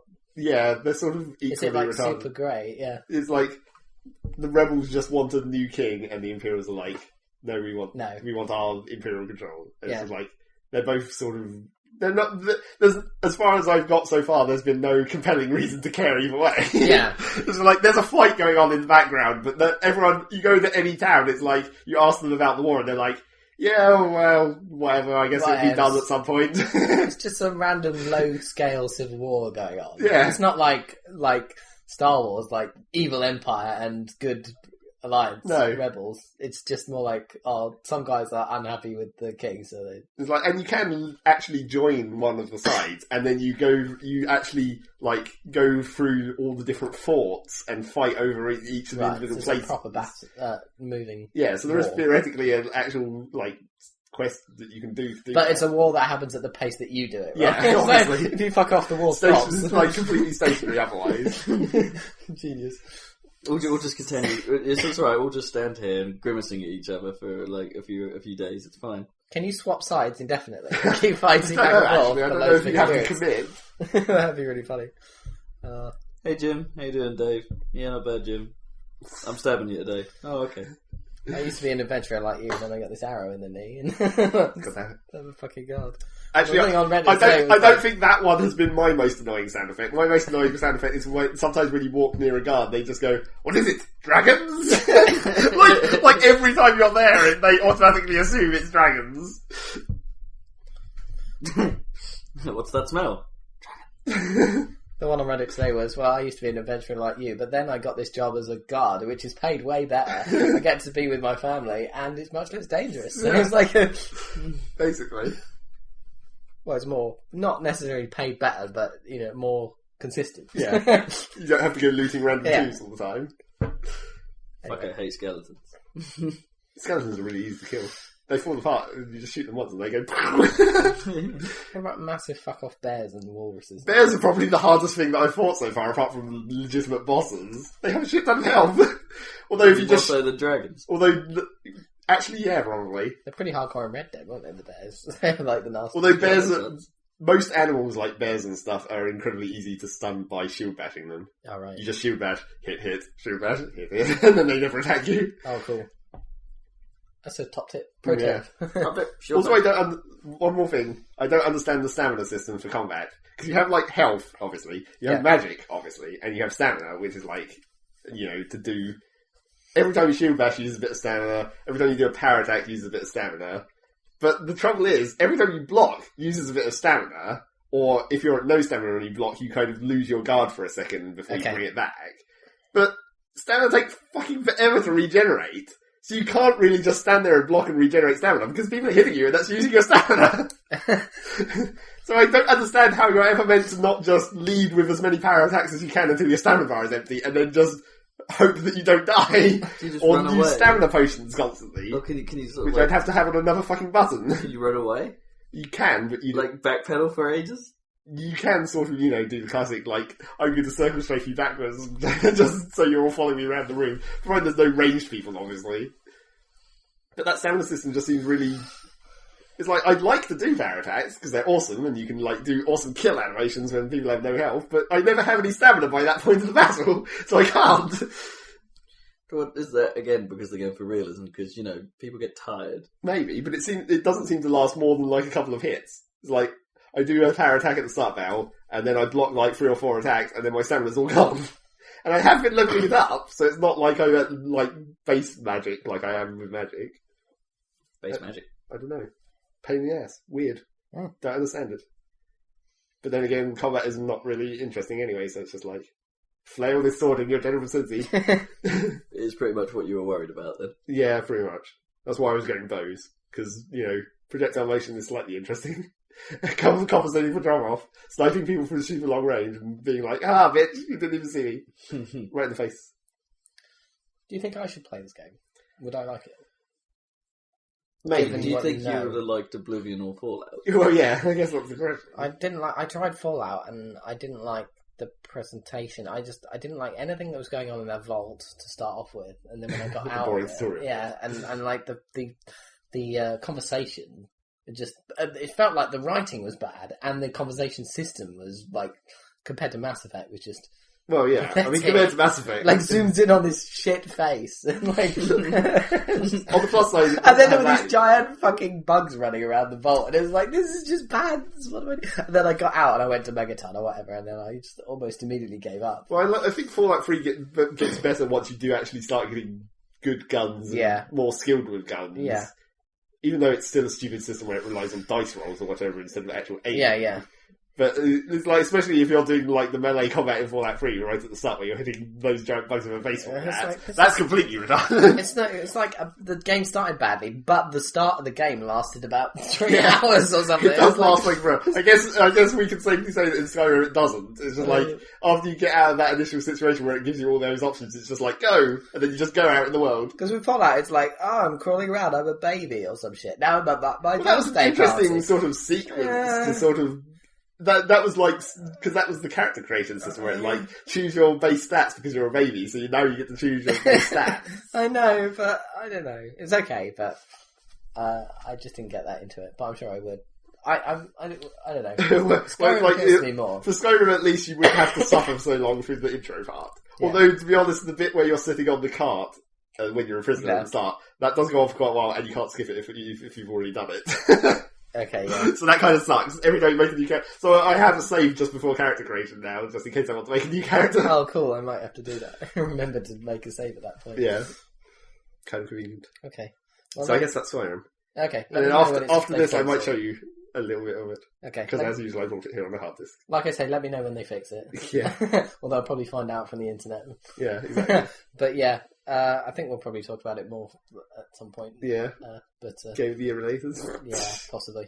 But, if you even consider it a contender for Well, as I keep saying, I've already forgotten most of the stuff I've played this year. Me too. I'm considering putting up the latest game I played for probably be Batman. Anyway. Gonna have to look at those release lists. Moving on. We're running short on time. Yeah, is there anything else you guys want to talk about? Sorry, because I need a break, because then I need to talk about Terraria as well. We're going we might run out of time before we hit that. Yeah, because I've got tons to talk about and no time to talk about it in. Jesus. Well, I'm done with my stuff, so let's go over to Rob. What have you been playing, man? You haven't been talking for the past hours. No, I didn't sort of fall asleep there. Yeah, it's because you don't care. I really don't care, and you've cemented that fact in me. I think it's it doesn't appeal. It's weird because you're a fan of JRPGs. It's just And Red Dead. Well, yeah. Red Dead's not that similar. I kept Open comparing roady. it. Yeah, but it's not. It's Grand more like Theft Auto. much more like Grand Theft Auto than it's not an RPG at all. It's Well, an no. action. It's an action game. Well, I almost wouldn't call Skyrim an RPG considering the way those skills level up. It kind of is. Push button to get skill. Yeah. It's as much an RPG as like Mass Effect. Probably. Well, yeah. Yeah. But Mass Effect had first-person shooting to help in. Yeah, I know, but those two games are still more RPGs than Red Dead. I would say definitely. Red Dead doesn't have any leveling. So Limbo then. So anyway, So yes, Limbo came up on the Steam sale for the wholesome price of less than £2, and it's like, well, I'm having that, because it looks intriguing and lots of good stuff was said about it, and yeah, it's one of those games that is definitely art over function. It's like it's good. Don't get me wrong, and and they do the awesome thing of being a puzzle platformer, but never really reuse a puzzle. A mechanic. It's like the mechanic only exists for like 1, maybe 2 times. right, And then they move on to something else. So it's constantly quite fresh. right. Which is really quite nice. Unlike your braid, which is the time thing the whole way. Yeah, but don't get me wrong, braid's not long either, so it's the braid and the braid mechanics change with each world. They do, yeah. So that's also quite fresh for most of its duration. But there are a couple of there's a couple of the recurring puzzles, like probably the most irritating one. So there's this mysterious like brain slug thing that sort of attaches to your face, Great. and then you can't turn around, so you have to walk in a constant direction, and then it's basically about timing your actions in that direction. And then when you hit bright light, that you get forced to turn around. Oh, okay. So you have to like do what you can in the process to get to the light, then do it again. And generally, it's like just making sure you can get to the light while doing what you need to do in that run. And then you'll find, and then occasionally there's this group of like chompy alien things or creature things that are Stabby legs. Yeah, no. These are high up on the ceiling, and they'll eat the brain slug off your face. Oh, handy. And then it's like, oh, I'm back to normal. Oh, that's good. So yeah, those puzzles were probably the most irritating in the game that took like the longest to do, and were and some of the water puzzles, as always with water, were a bit irritating. But there weren't many of them, so it's hard to complain. Okay. It's like they're pretty good. The style is, if you like the style from the demo, it doesn't really change. The demo is annoyingly actually quite. The game is tiny, and so the demo is about 10% maybe of the entire experience. Oh, okay. So you've already got quite a large taster of what to expect, and it goes on from there. But the scenery changes. There's more of it in the sort of industrial land than I thought there would be. It's like it goes quite quickly into that state and then kind of stays there, which is a bit of a shame because the kind of forest was quite neat. Yeah, and it's like that style of the sort of slightly glitchy old camera and the entire black and white silhouetted effect is really quite cool, and they play with it a little bit, and to the point where it's they can be really, really quite gruesome with the deaths and things you do to creatures and stuff. Like I'll cite one example because it's sort of on the trailer a little bit, and Gnome basically freaked out a little bit because he was watching me at the time, thinking that looks kind of cool. I had to entice a sort of giant fly thing to fly close enough to me so I could grab its leg so it would lift me up. But I was a bit too heavy.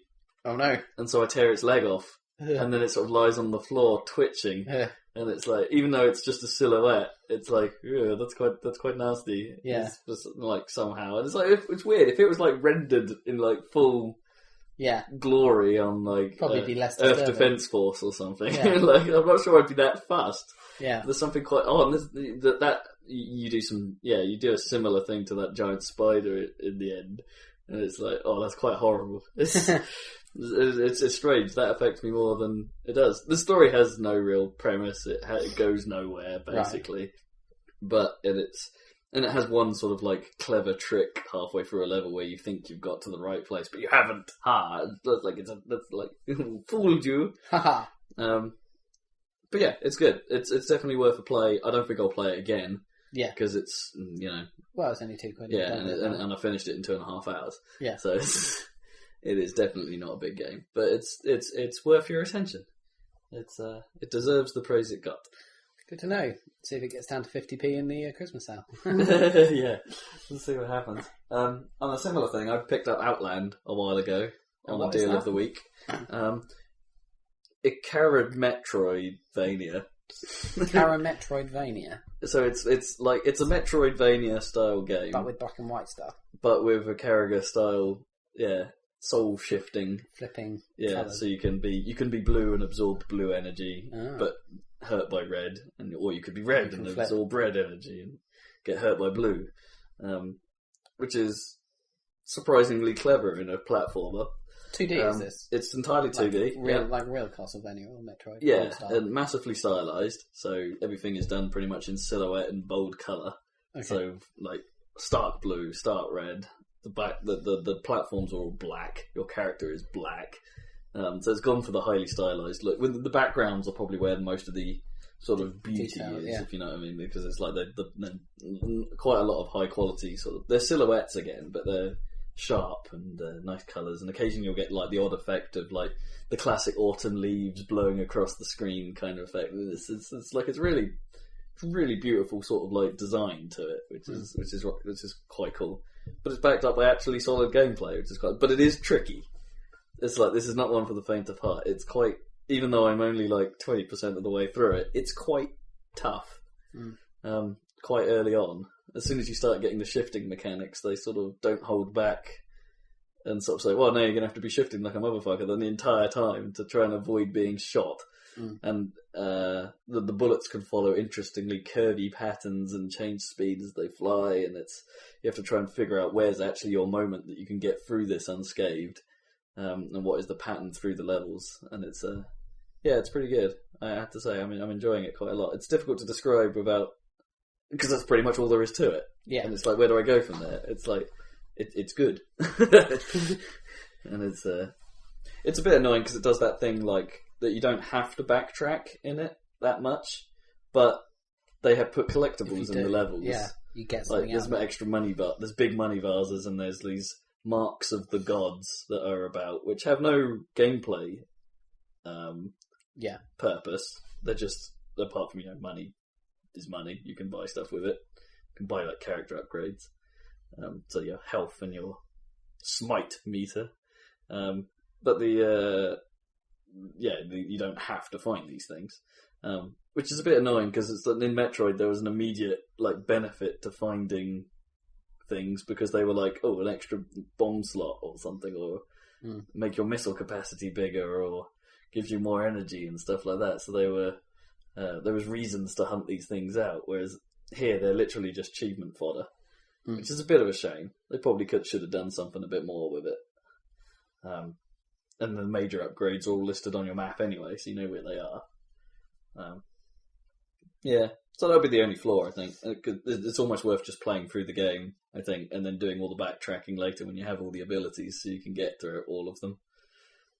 All of the trinkets without too much trouble.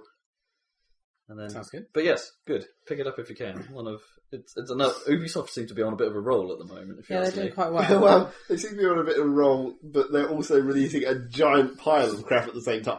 It's like when the good games are good, but there's a huge background noise of shittiness that's also going on that we're just not seeing. I suppose. It's like where they did that giant bomb. Like, here's 10 Kinect games, 8 of them are Ubisoft, and they're all shit. Oh wait, what you mean, like the game show ones? Or Yeah, because they're Ubisoft, aren't they? For some reason. the game shows and all the fitness and the self-defense training camp. Okay, Get rid of Ubisoft's non-casual market is doing well.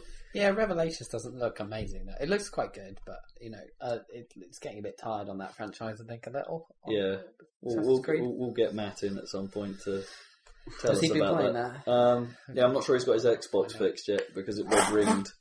Not again. The moment he tried to play it. It assassinated his Xbox. Yeah, it was effective in its role. Sweet. So we won't hear about that for now. I don't think we really care because I'm not sure it's going to be part of our award list No, anyway it won't because be. it would be too similar to the last ones. Yeah. It is. Well, yeah, I think we could safely say it's probably good, but not groundbreaking. Blah. I think Brotherhood might factor in for Game of last year I played this year. game of last year I played this year. That's good enough for an That's award good. that we forgot about. Yeah. Yeah. TN. Anyway. Carry on. Might need to go with a slightly more official title for that. Yeah, but let's move on to some bigger stuff. I want to talk Uncharted 3 because Okay. this probably is Game of the Year fodder. You haven't played it though. I've played a bit of it. Okay. I've played a bit of it. Me and Eddie went through the first few hours of it. And it's about 10 hours long, they say. So like a few hours is like a reasonable chunk of game. They've definitely taken, it's skewing, you know how the differences between Uncharted 1 where it was mainly a sort of cover-based shooter with some nice puzzles and a bit of cut scenery, and in Uncharted 2 they took the leap towards a bit less shooting, a bit more cutscene, a bit more Platforming puzzle. bit more platforming puzzly stuff, and a bit more general Awesome action. set piece. Yeah, awesome set piece. Dynamic set piece. They've definitely taken the same approach again. So there's even more dynamic set piece. There's far more cutscenes. There's a lot less shooting. Really? It's and there's quite a few puzzles early on. Okay. And it's so if the game develops like in like the Uncharted 2 to and goes more shooty later, then maybe it will and stuff like that. But you do spend most of your time just sort of running from place to place within a certain time period. Oh, shit's happening around me. Got to go here now. More shit has happened around me. It's definitely going down the... I wouldn't say it's not nearly as heavy rain, not nearly at Heavy Rain's level of interactive cinema, but it's almost taking that approach. To an action film rather than a definitely. detective weird story thing. Yeah, there's a far bigger emphasis on melee combat this time round, in that it's actually effective. Okay. And there are certain enemies you can only take down with melee. Right. Because for some reason being huge and fat means you're bulletproof. Naturally. Yeah. Although they're probably also aliens or some shit. You'd think if you were huge and fat, you'd be less course. susceptible to punches. Yeah. Yeah, maybe they're aliens. Or big blue people, I don't know. Yeah, they're actually from Shambhala. And particularly good with a crossbow. No, they're just big bastards that take a lot of beating down. There's a British Cockney character now added to the list who's awesome. Hey, I'm a Cockney. Yeah, he's actually really funny and quite cool. So I hope he doesn't die or turn out to be a bad guy because he's awesome. You probably will though. Yeah. Or if not a bad guy, then just sort of a generic bastard. Yeah. Oh, love Like that. Cockneys will be like, he's probably going to betray you for cash or something. Like Badger reason- in Firefly. Oh yeah, a reasonable portion at the start of the game actually is in London, and it's not a bad representation of London. 'Cause I you don't heard it was see really any of cheesy. Well, it's a little bit over Cockneyed, but you don't really see much of London. You know, they haven't really done the modern warfare thing of You this didn't is walk straight so past it with London Ben or something. No. You know, They're sort like of- a giant red, phone box. box. They're right outside the Not pub. that I saw. No, there is a pub. That's where the game starts, in a pub. But there's not overly London, which is kind of cool. It's a little bit, as I say, a bit Cockney, a bit geezerish. Everyone's a bit, I'm gonna smash you over the head with a pool cue. And the bar that you start in is mysteriously sparse on the table front, making fisticuffs quite easy. Just a huge open flat floor for you to punch people. Yeah, basically. There's only like 2 or 3 tables in this bar, and Don't it's the like no tables bar have is like like that. tablecloths or something done like that? No, they don't. They just Oh, right. Oh, that's good. Because that's like a pub. yeah, it's a proper pub with a back room where CD dealings go on. Of course, like every pub. Clearly, every pub. Gangsters. Cockney gangsters. Yeah. Yeah, so I'm not so sure that melee was the right route for them to take, though, because while the animation in Uncharted has always been amazing, it sort of clips a bit with the melee stuff, in that it sort of jumps from animation to animation kind of awkwardly. Exactly what Batman doesn't do. Yeah, in the melee combat, and it's like they have taken some leaves out of the free flow handbook in that you can change targets by punching in that general direction. And, there's a counter system that's a bit more useful, and you can get people can hold you, and you can react to certain. So if someone else tries to attack you while you're being held, you have a counter against that attack, which put your leg up or something against them, and which is kind of neat. And then you have to struggle to get out of the hold at the same time. So there's some nice moments where, and this can just factor into a normal fight. It's not always a cutscene. That stuff can just happen, and it's like that's quite cool. That's quite nicely done. Oh, text message. finish the cast, bitch. What is that? That's a good message. Carry on doing what you're doing. Don't let me interrupt you. Graphically, it didn't look. It's not much of an improvement on Uncharted 2, which isn't really a bad thing because Uncharted 2 looks freaking amazing.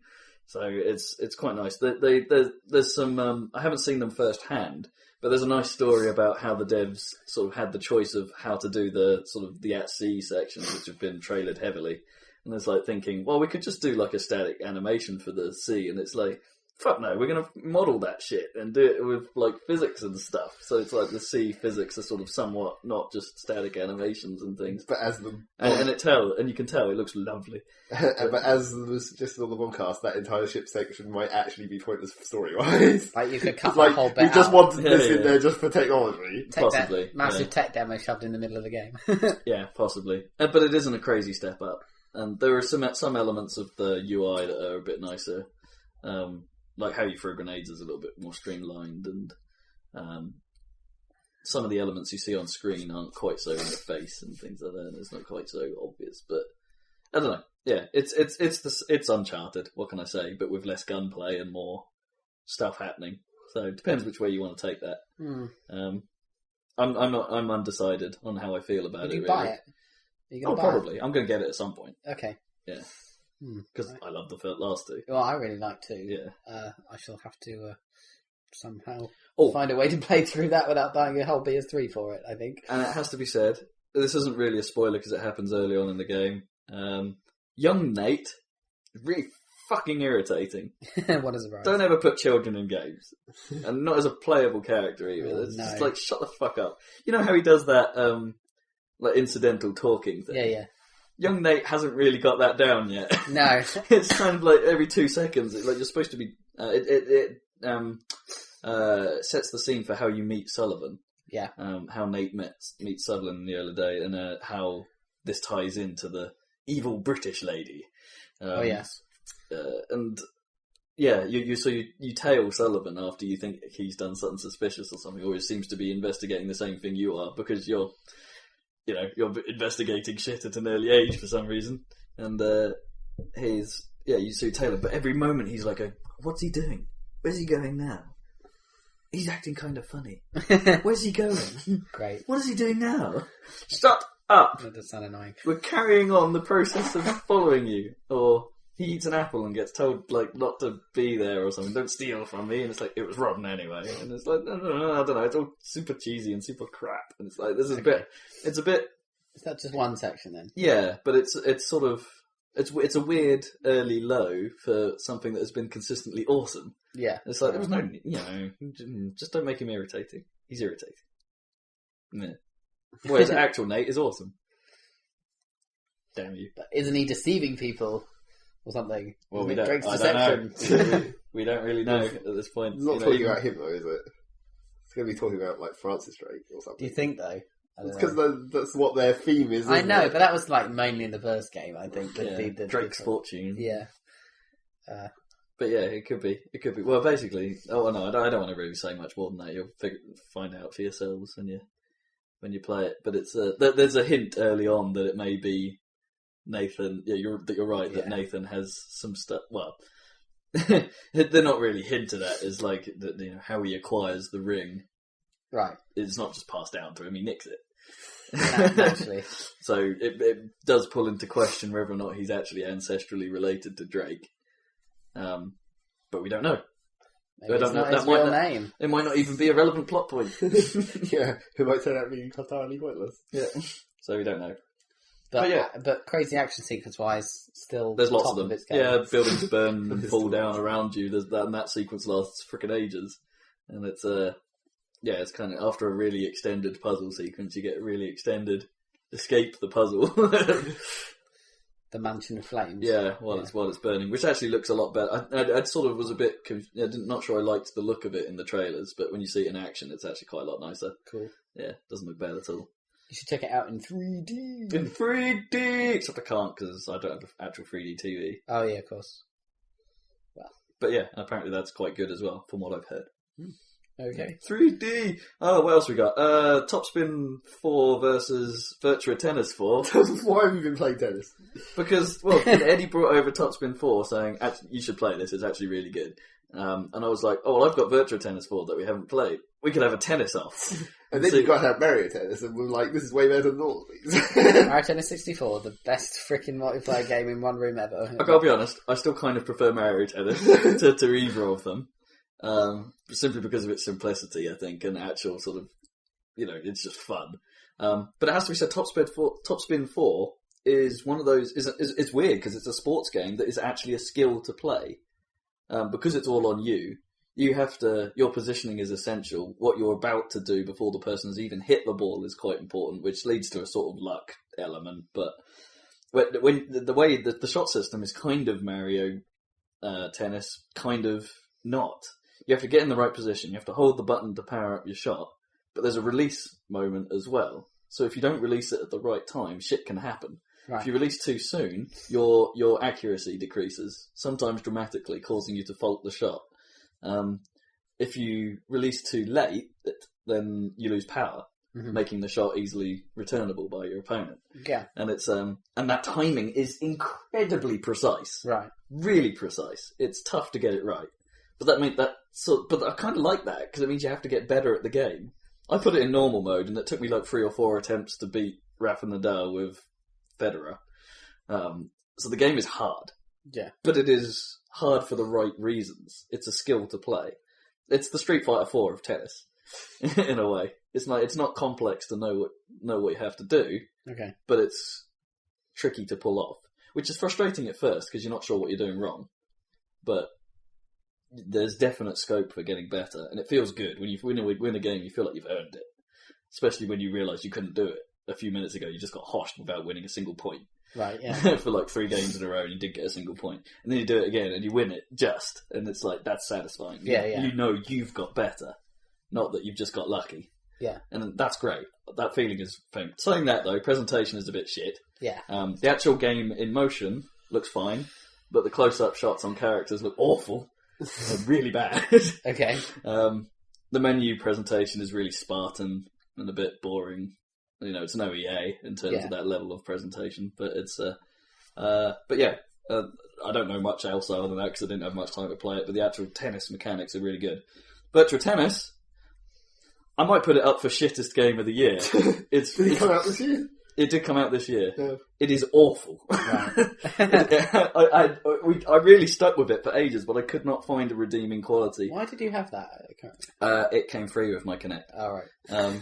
I haven't even tried the motion element of it. I just tried to play the game normally. It's really arcadey to the point where exhibition mode has music playing, which is just, and it's terrible sort of J-poppy sort of dance shit.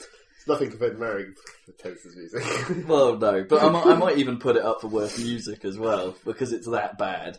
I couldn't figure out when you go to get in position. Sometimes you'll try and play a shot, and your character just seems to jump out of the way, like it hasn't got the right animation to play the shot. So I couldn't figure out how to hit the ball properly, which is like instant the key pain. part of tennis. Yeah, it has the sort of the Mario Tennis system where you just hold it and it will play the shot for you. So none of the release mechanics and topspin.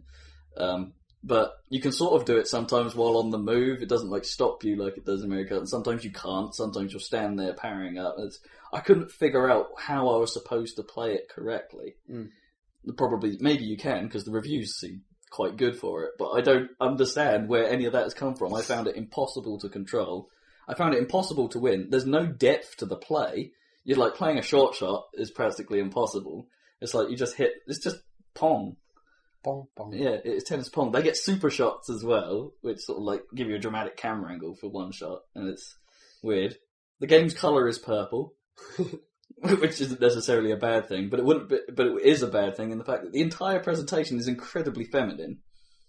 Like they've gone over casual with it, and it's like even the intro is a pastel colour sort of strange art thing with J-pop playing over the top. Okay, like with singing and everything, and it's it's just atrocious.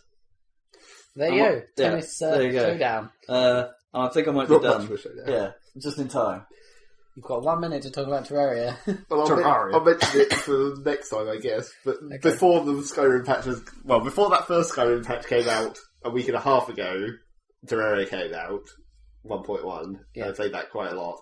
And then once I realised how broken that patch was, then it was back to Terraria for an entire other week until the next Wednesday when the second Skyrim patch came out. So yeah, I played a lot of Terraria, but I guess we don't have time to talk about that now. I'm starting to think we should do a normal cast after Christmas and then do a Game of the Year around New Year's Day or the day after that. Like, do it in like a week apart instead of 2 weeks. Because if we've got all of that Terraria shit, plus all of Batman, plus whatever you... And the other games we need to clear up for Game of the Year. Yeah, so we might have quite a lot of content coming your way. If Roger Federer's sound isn't still haunting me. Indeed. He basically only has one grunt for the entire game. It's the sound is terrible as well. I should have mentioned that. Whereas Top Spin is amazing. Music comes under the sound. We might even have more games to talk about that we've played that we got for Christmas or exactly. in the Steam sale. So maybe we can sneak them in. So we might have a double cast coming at you in 2 to 3 weeks after Christmas. So wrap it up, Dan. I don't know how much time we have because I had to cut bits out because of the technical glitches. Oh, well, thanks for joining us and goodbye. We'll join you next week. Or You'll join us. Or whatever. 5 seconds. Bye. Please listen to our awesome casts. Bye. Bye. You won't hear that shit at all. It's not like this.